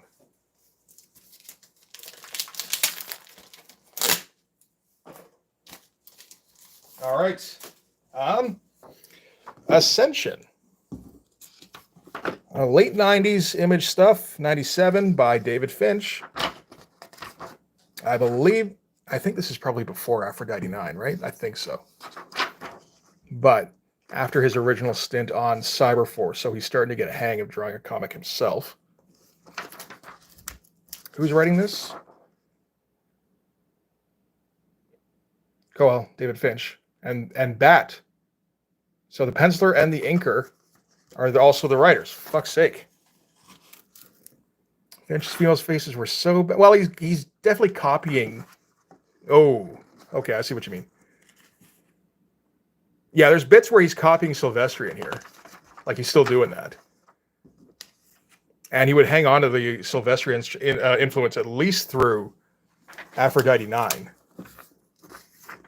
And then it gets a bit more Jim Lee-ish, I feel like. So, again, we'll take a look through. I think people will want to at least see it because it's, part of that period where it's like, hey, I remember seeing that on the shelf and walking right by it. What's the inside of that look like?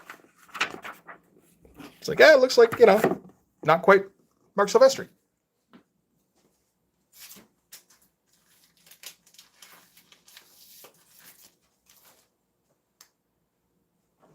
Still sweating. Oh, I've already forgotten about this one. Okay, unless this is extremely laughable, which it could very well be. This doesn't end up on the channel. Tech World #1. It's an epic comic. Shit, I didn't even realize that. Okay, Ron Goulart, writer. Lee Sullivan, artist. William Shatner, creator. This is, of course, based off of the novel that William Shatner wrote, in quotes. Do we think there's anything good in this? Oh, this is...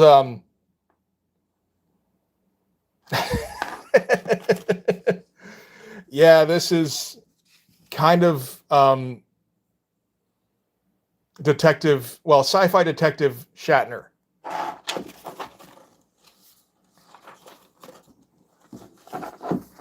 Who has never had a receding hairline in his life. Not in the comic, he hasn't anyway.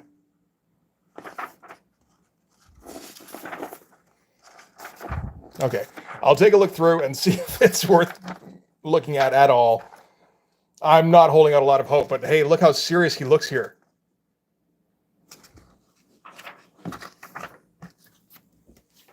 That's gotta mean quality, right? TJ Tech World, exactly.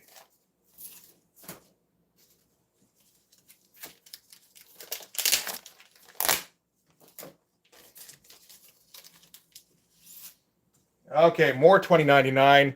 The other one I said was terrible. Punisher $20.99. So, yeah, this is... Okay, what's the name of the guy who draws this again? Tom Morgan. And Jimmy Palmiotti's doing the inks. And this does not work. It looks sloppy as shit. And I've seen Tom Morgan do all right. I'm thinking particularly of What If #24. Where he did pencils and inks on himself. And he actually stole a panel from that to reuse. In this, I'm pretty sure. Is it in this?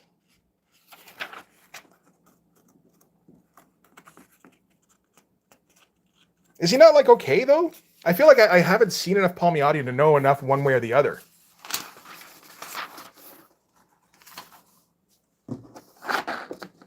This is just terrible though.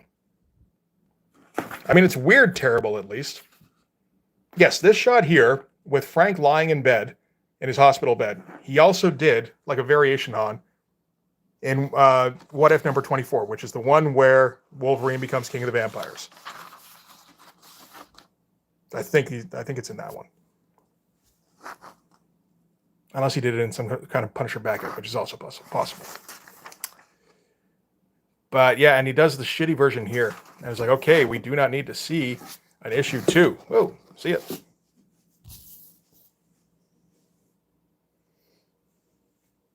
Yeah. No, and that's the only things I know Tom Morgan for. Apparently, he's mostly an editor. Were that What If story, which is great. That's like one of the first things I picked up when I started getting serious about collecting comics, and it looks fantastic all the way through. That was one of my first reviews. And he did like half of the Marvel cards, the Series 1 Marvel cards, because like the word came through that that they were going to be doing that, and he just started fucking drawing them. And every card was like a payday, right? It's not like cover rates or anything, but still, you started piling them up. Next is 7 Block, which I don't know about. This is Jorge Zafino. So, Artist of Terror. That's fucking crazy looking. And Winter World. And Chuck Dixon writing. Chuck Dixon also wrote Winter World. So you get the feeling, that was 1985 or 86. This is 1990. You get the feeling Chuck Dixon got hired to do this story and went, I know a guy who can do this. I know a guy who can do fucking anything, but he can do this definitely. It's interesting. Yeah, there's like, this feels like sometimes like halfway between what he was doing on something like Winter World and like David Mazzucchelli. Yeah, this is crazy looking shit. So, not very good translation, I feel like. I feel like Winter World managed that better. Because this is where I feel like we're losing a lot of lines, or they're getting fuzzed out. So I'll see if the comic is interesting. Chuck Dixon is usually competent, I've said. Doesn't necessarily mean the story's great. A lot of people talking. But if it's... And yeah, there's the art's pretty fucking fantastic. When he lets him do anything interesting, anyway.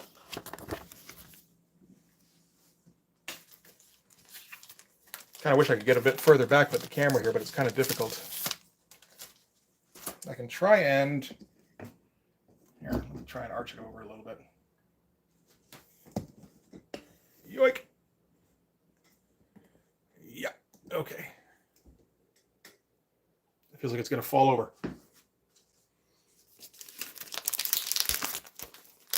All right. So how much room do we have here? A bit more. Upright, please. Thank you. Supreme number 50, because this is the next one I need in the run, and it became available. This is, I believe, the first Chris Sprouse one. Yeah.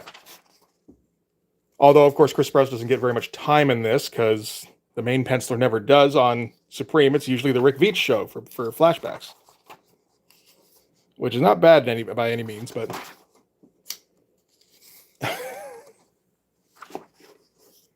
Yeah, so anyway, I'm doing the Alan Moore Supremes 1x1. So we're going to need to get here eventually. So when this comes up, man, there's a lot of posters in here. He used this as an alternate cover. This is Rob Liefeld's Nice Supreme. This is 1997, so a year after Heroes Were Born. So he's got the ridiculous, like, J. Scott proportions. But, at least he's not handing most of it off to Cedric Nacone to pencil this time. So that's something. A lot of posters. Oh, yeah, it's the 50th, of course. So just one of those ones I'm going to need eventually.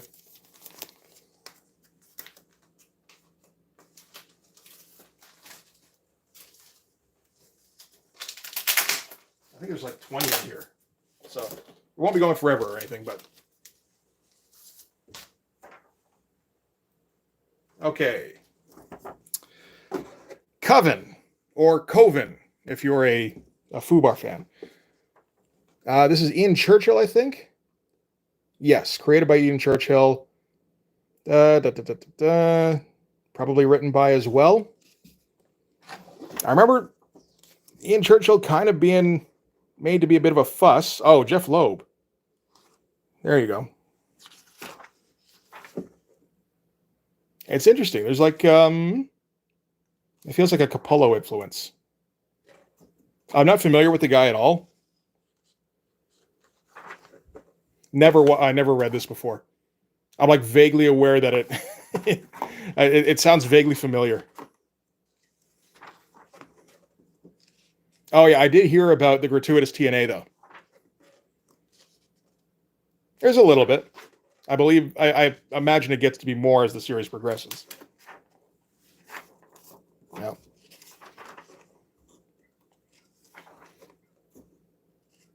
I mean, it doesn't look bad at all. I thought Ian Churchill was the guy who did Rising Stars. That was Q-Cha, I believe. And that's also eventually probably going to get... Oh, fuck. I forgot to make sure that Fighting American was in my order.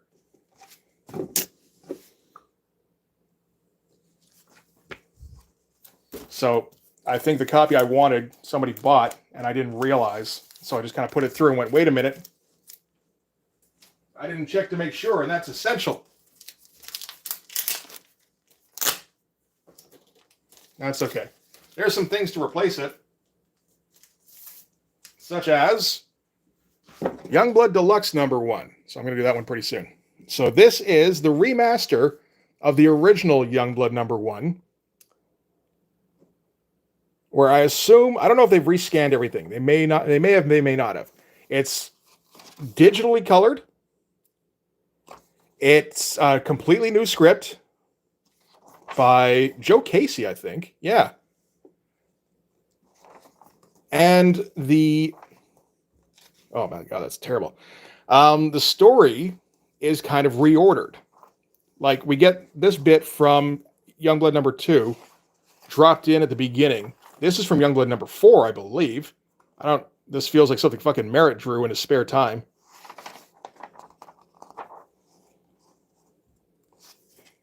I don't think it's any good.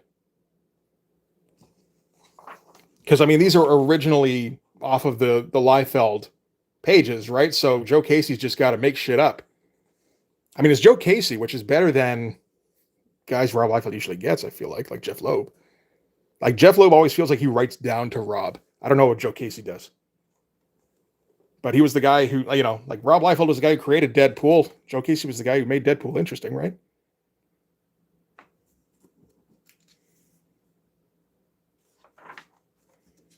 And then we get bits from the back of Youngblood #1. See, so you introduce a bunch of the characters, not all of them because I didn't draw those pages. Then you do the away team. Then you cut back to the home team, and then back to the away team. So you intercut them instead of making it the stupid flip book thing. And then you get the fight with the 4, and then the big stupid splash page. And then we cut back, for the assassination of Hassan Hussein. And then I guess here's a Youngblood Deluxe #2 coming out, starring Prophet. And I guess, Bloodstrike Battle Blood. I'm never even going to try and do this. There's no point. Not anymore. You kind of knocked that one out of the park there, Rob.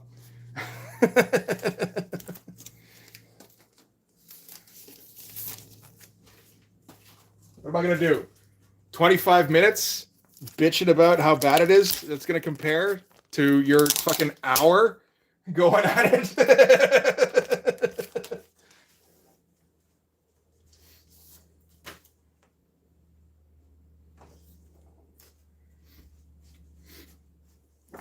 All right.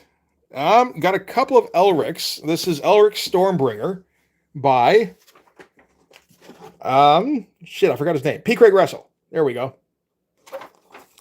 Because I love P. Craig Russell. I don't know if I can talk about him, but it's worth a shot. Hey, Lee, how's it going, buddy? We've already kind of done most of the drawing for now, so we're just kind of going through my order for today. This is Elric Stormbringer. I love P. Craig Russell's design heavy style. I don't know if it's something I can talk about. Oh yes, everything. Which is a fine movie.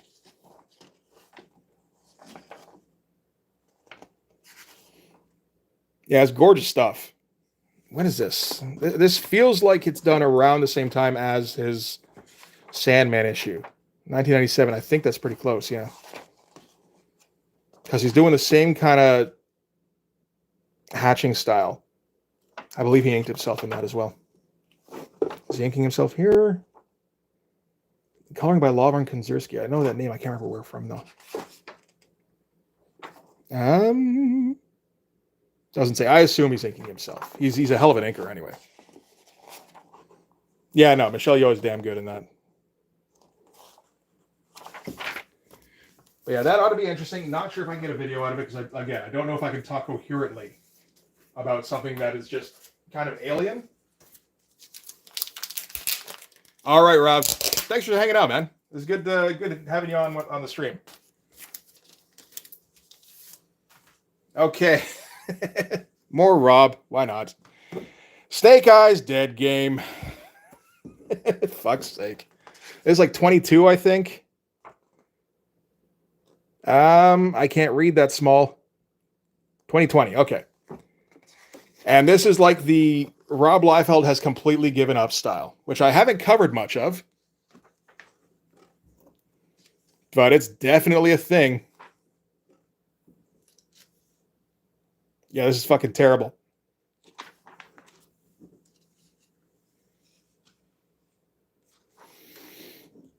All right. This is what he does now. Do you think there's anything on these pages aside from this shot of what's his face? Fucking Snake Eyes. This shot of Snake Eyes on a guy and then a line. You know, like this is 75% colorist. And this is how Rob draws comics these days. Yeah, no, I'm planning on doing this one. One thing that's interesting is that he is focusing a lot more on having big shots of whatever character. Like, kind of like anchor images like this. You know, this kind of stuff. And I think that's probably a good idea, actually.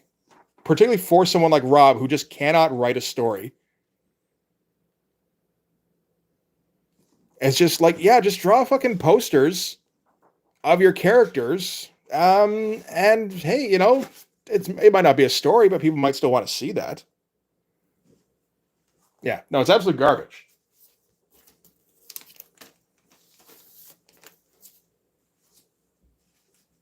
But I almost feel like that's a strategy that really might work for Rob. I mean, you know, he might want to lean into that. It's like, yeah, no, I think he's going to do that anyway, just because it's fucking easy. But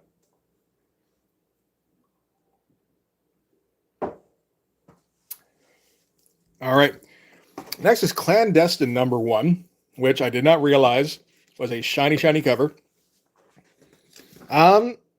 Someone suggested looking at this, and I was like, Clandestine, really?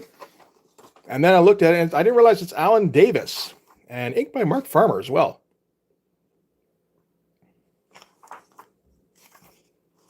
Who's doing the colors on this? Sophie Heath, don't know. Paul Neary as editor. Interesting.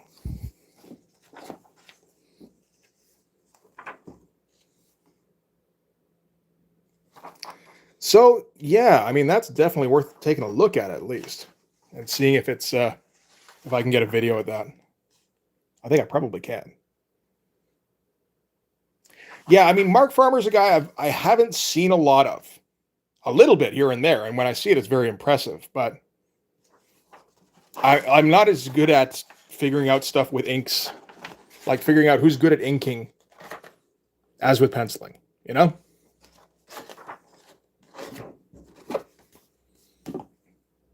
That feels like kind of low effort chromium, really. Just all of it.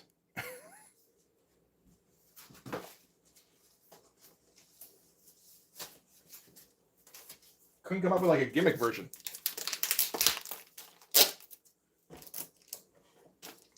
Okay, more 2099. With Doom 2099. Which I believe is one of the better ones.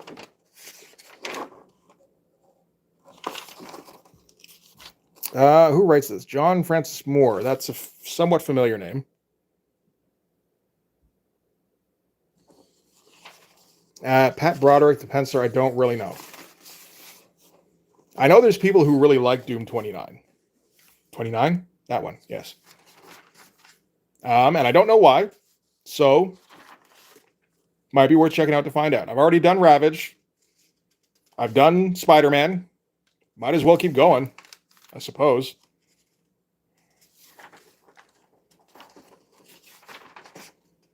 It's kind of house styling. Although the actual, do we get to see? Oh, there's the armor. The armor's got a bit of extra to it. That's nice. Doom in the Great Depression, yes.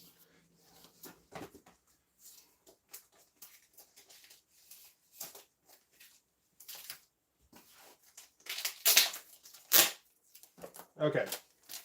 This was, I got to thinking about Alan Moore's weird Image run where he just kept doing Image issues. And I think he did this one too. This is Spawn Blood Feud. Yeah. Yeah, story Alan Moore, art Tony Daniel. Like, okay. It's the kind of stuff where it's like, why did Alan Moore write this? It's like, well, no, you know why Alan Moore wrote this. Because money. Tony Daniel is not a guy I've seen very much of. It's weird seeing him do, yeah, like this just kind of faux Capullo style. Because he's got his own kind of thing going on, doesn't he? Usually. So, what's the point? Oh man, there's a whole lot of this bub-wub kind of jitting. Not sure what the point of this series is. Looks like Spawn versus Cops. All right. Again, see if there's anything there. I haven't done I'm trying to think of the last time I did a Spawn comic. It would have been Spawn number 13. Baby Wolverine. So, second part of the Who Killed Al Simmons bullshit. And that's probably at least a year ago. Okay, I keep seeing ads for this. And again, I don't have much faith in turning this into a video, but this is Voodoo Zealot Skin Trade. And like, sometimes the art on it looks pretty good. And sometimes it's like, I think you just trace stuff. And looked at a bit online and it's like, yes, I think he just traces stuff. So this is guy Michael Lopez. Not familiar. And Michael Lopez wants to be a cheesecake artist. I don't know if you can tell. Yeah, you might be able to tell. And as long as he's tracing, he's doing okay. Well, maybe not tracing, but like tracing, light boxing directly off of photos. Yeah, very Greg Landian. And yeah. And there's a lot of that in here, at least. And then there's instances where he can't find a photo. And it's all of a sudden not nearly as good. Mm-hmm.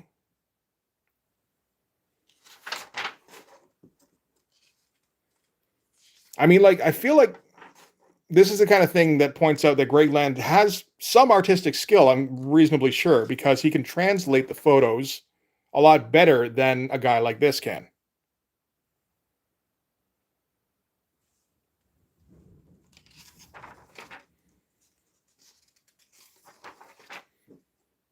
You see stuff like this where it's fairly obvious the original source material didn't have anything to do,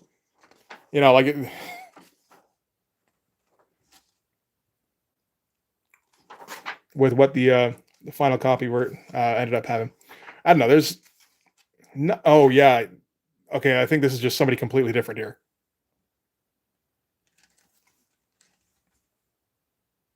In this one or Greg Land? I know Greg Land does that occasionally, where he'll just reuse the same photos over and over. I'll keep an eye out for that when I'm looking through. What the fuck? Who is this? And what the fuck is going on? Because I don't think anybody else gets credited for art on this. So did this guy just all of a sudden towards the end of this book start reading Adam Warren and go, fuck it. The whole thing I'm not doing that anymore. Yes. No, I have seen Land do that. Yes.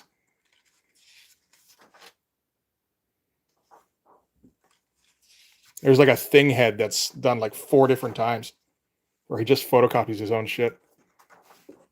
Mm-hmm. Well, that's potentially a video anyway.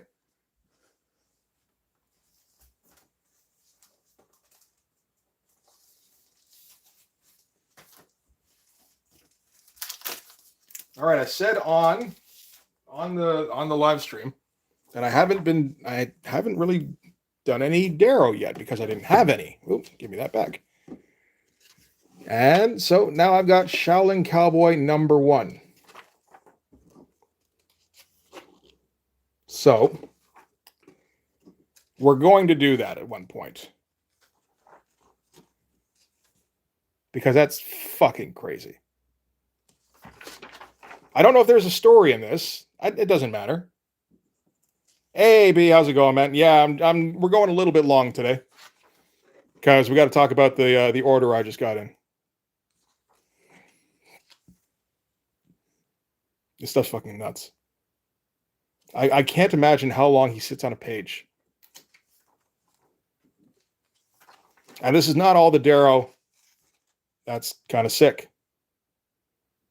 The spinning chainsaw, that's all right. Wow. This is him doing a spinning chainsaw into a group of zombies. Well, it looks like a group of zombies anyway. And they're just coming to pieces, and it's like red mist everywhere. That's, wow. All right. Fuck's sake, Darrow.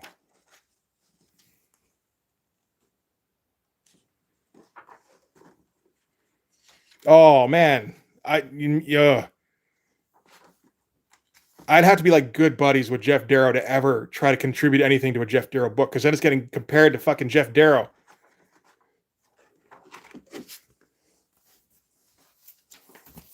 All right, that is not the only Darrow we've got today.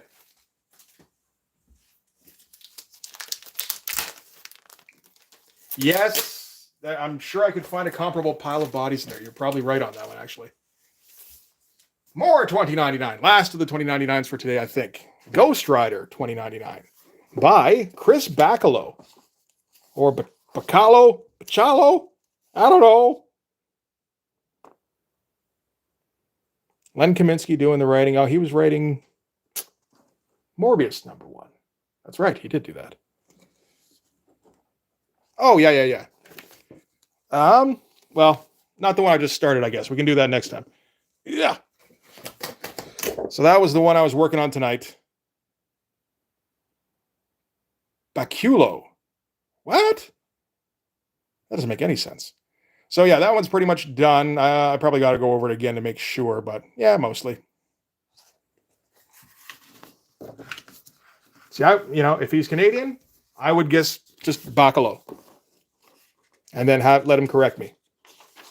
This is 96, I want to say. This is a little later on. Maybe 95. 94, wow. Not too much later. But I think after Generation X, so he's gotten to be, he's starting to develop this style of his, but he hasn't really gone, like we haven't gotten to like Death, the High Cost of Living, where he's kind of, I don't know, reached like an artistic, not like peak exactly, but it just kind of reaches a new level at that point, I feel like. Yeah. I think probably, same here on Death, the High Cost of Living and Time of Your Life. So he's moving in that direction on this, but it's like a lot more crazy when he's just trying shit out. Was it before Generation X? No. Really?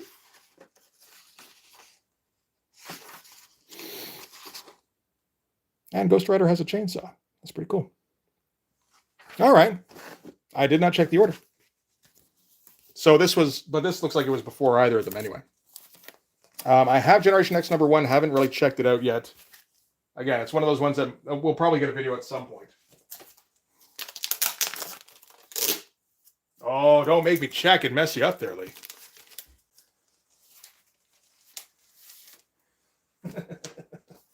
Okay, another one of those. What was Alan Moore writing for Image and why? You were excited about Gen X because of Big. Okay, fair enough. So he wrote Voodoo #1. Oh, this is Mike Lopez. This is that same guy, the Skin Trade guy. Only this is, when is this? 97. Same year. He's not working off the photos here, though. Oh, maybe he should. Oh, no.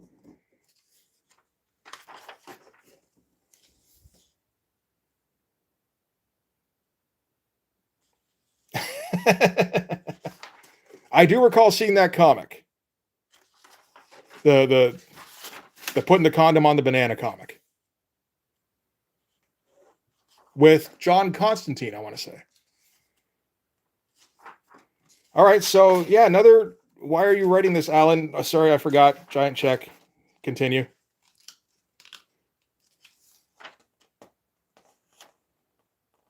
All right, AB, have a good one, man.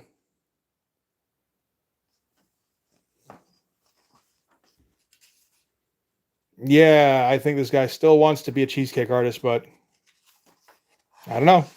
So I wonder when this came out versus when, like, on the timeline, because this is the same year as Skin Trade, which he also drew, and which looks completely different.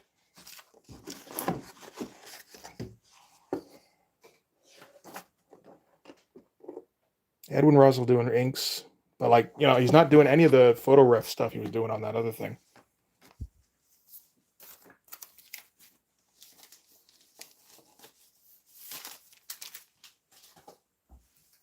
I'm kind of curious who this guy is now and why this guy is. Mike Lopez.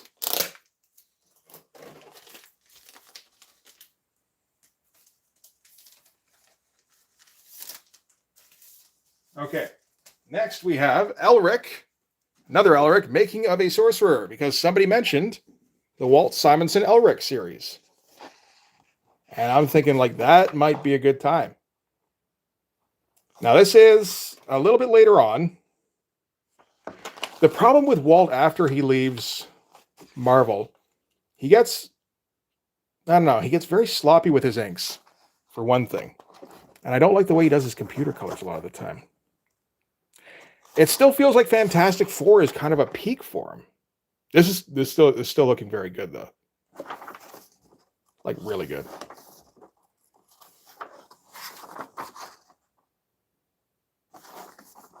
Okay. Maybe this is kind of a more along the lines of some of his better stuff. Yeah, some of it kind of reminded me of his Ragnarok series, which is definitely fun, but it's also very, very fast and doesn't feel like he's, I don't know, giving it always the amount of care I'd like to see. This is pretty good, though.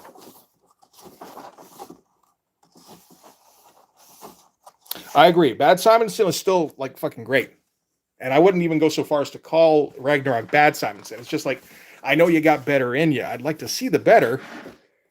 This looks like it's probably some of the better, actually, though.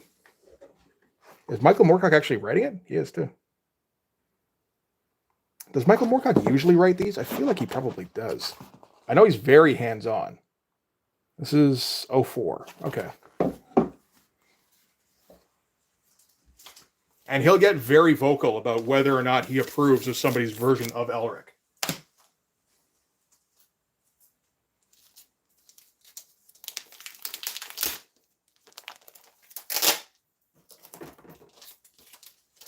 Okay. One more Simonson. Orion #1.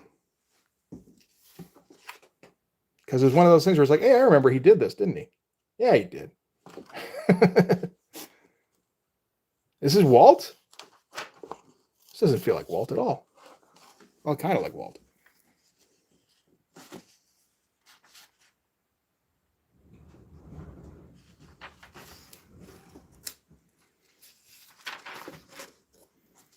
Top sloppy Simonson, eh? Okay. It looks pretty good. Like, it still looks tight. I mean, whenever you got you didn't even know I was talking about Orion next, eh?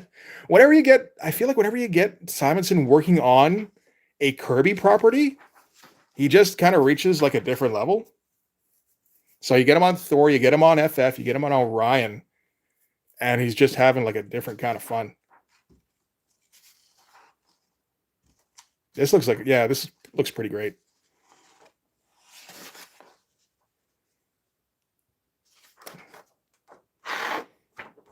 All right, that'll be a fun one to go through. Okay, just a couple left.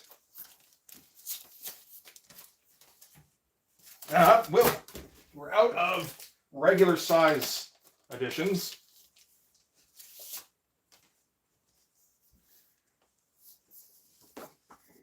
So I said there was more Darrow coming. There we go. Hard boiled number 1. Because fucking right.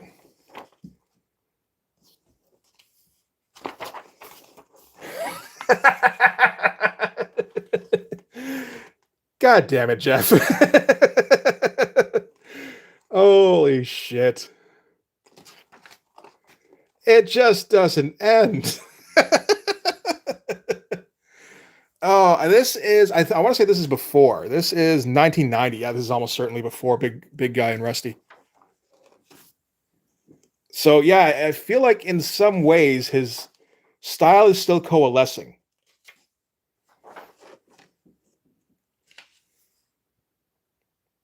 Yeah, I never really noticed the Mobius influence, but I'm pretty sure that's there.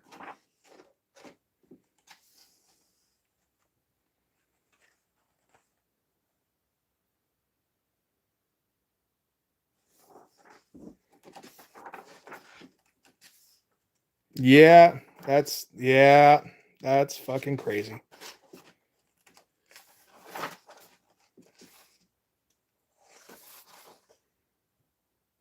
Oh, again, I don't. All right, I don't know if I can. This is kind of stuff I don't know how well I can talk about it. Well, I mean, Jeff can do huge images and make them look awesome because Jeff does them for a month. I feel like you get stuff like this. This definitely took multiple weeks. And he sat on it and made sure every part of everything got drawn here. And I mean, Rob doesn't have that. I don't blame him, to be honest. Like, how many people do have that? There's Jeff. That's about it.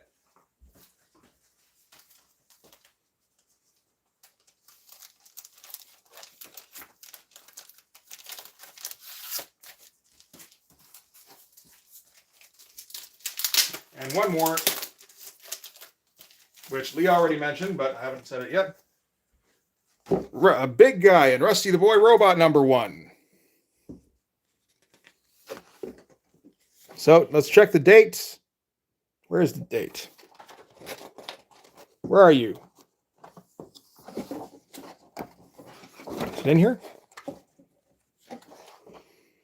1995. Yes, there we go.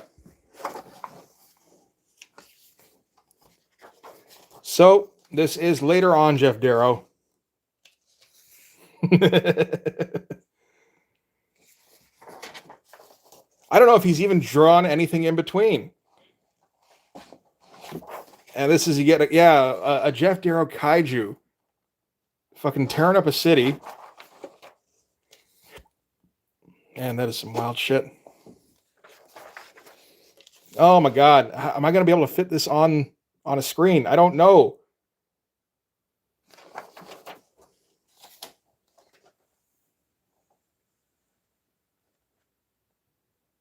Yeah, I usually get like 20 or so because I got to make it worthwhile.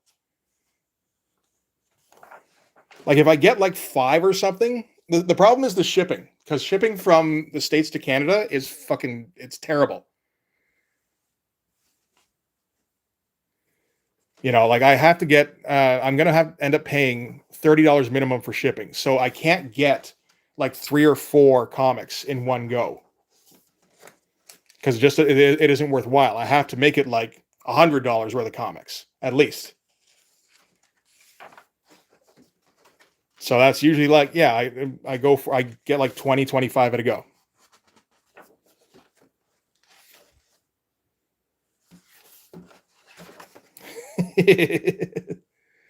Oh, Jesus. So good. We get like this is a Bambi meets Godzilla moment, isn't it? Feels a bit like it. Did the big guy show up in that at all? I feel like he did not. I was too busy running my mouth. Yeah, no, it's absolutely the worst. No, I think we just got like half an issue, if not more, of kaiju tearing shit up, and then a little bit with the boy robot. And I guess you got to pick up number 2 to get Rusty.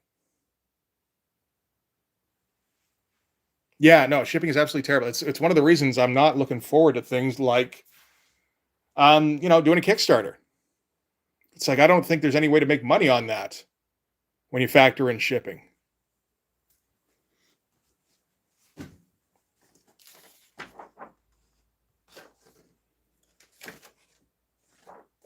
I don't know. Maybe I'm wrong. Like, there's a couple of Canadian guys that I can talk to about that at least, but so maybe like get an idea of the best way to go about doing that.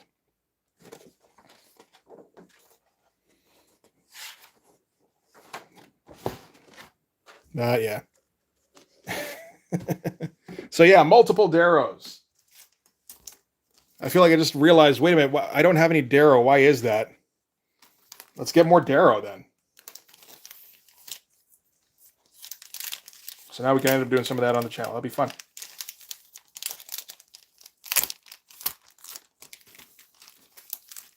James Stokoe. Okay. Be worth checking out, I'm sure. I mean, maybe. You never know, right? All right, so yeah, that is... We'll see how much of this... Because, like, going through it, I don't know how much of this is videos. Maybe half? Like, when I was placing the order, I would have said 90% of this is videos. Now that I've got it, I'm like, maybe half, maybe a little bit more, maybe a little bit less. There's definitely a couple that I'm going to go over. You know, Ninjak number 1 definitely gets done. Ascension? Nah, probably. Tech World, maybe. Youngblood number 1 Deluxe, yes. You know, like there's a few, and definitely some of that Darrow. And I got to do the Ghost Rider 2099. As soon as I found out Chris Bacalo did Ghost Rider 2099 number 1, got to catch my breath after that. Hang on. I'm like, I got to do that shit someday because that looks fucking wild. All right. So that is it for, what time is it? Like 9:30-ish? Almost like 10 o'clock. Holy shit. Don't usually go this long anymore. I got to get to work on some editing so that there's a video for tomorrow. Hopefully, anyway. It's going to take a while.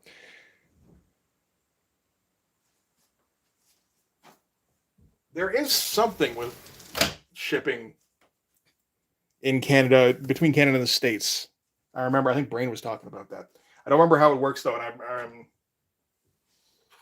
and I don't think it really looked too feasible. Aliens Dead Orbit. Okay, that sounds worth checking out. I'm gonna have to go back through the chat log on this for recommendations. I appreciate the recommendations though. All right, so yeah, I got to peace out and not fucking smoke. God damn it. This is the thing. I get to the end of these things and it's like, all right, time for a cigarette. No, you don't do that anymore, fuck stick. All right. All right, you guys have a good night. I will see you later. All right, where is it? There it is. Bacalo. Oh, that sounds terrible. All right. See you guys. Have a good one.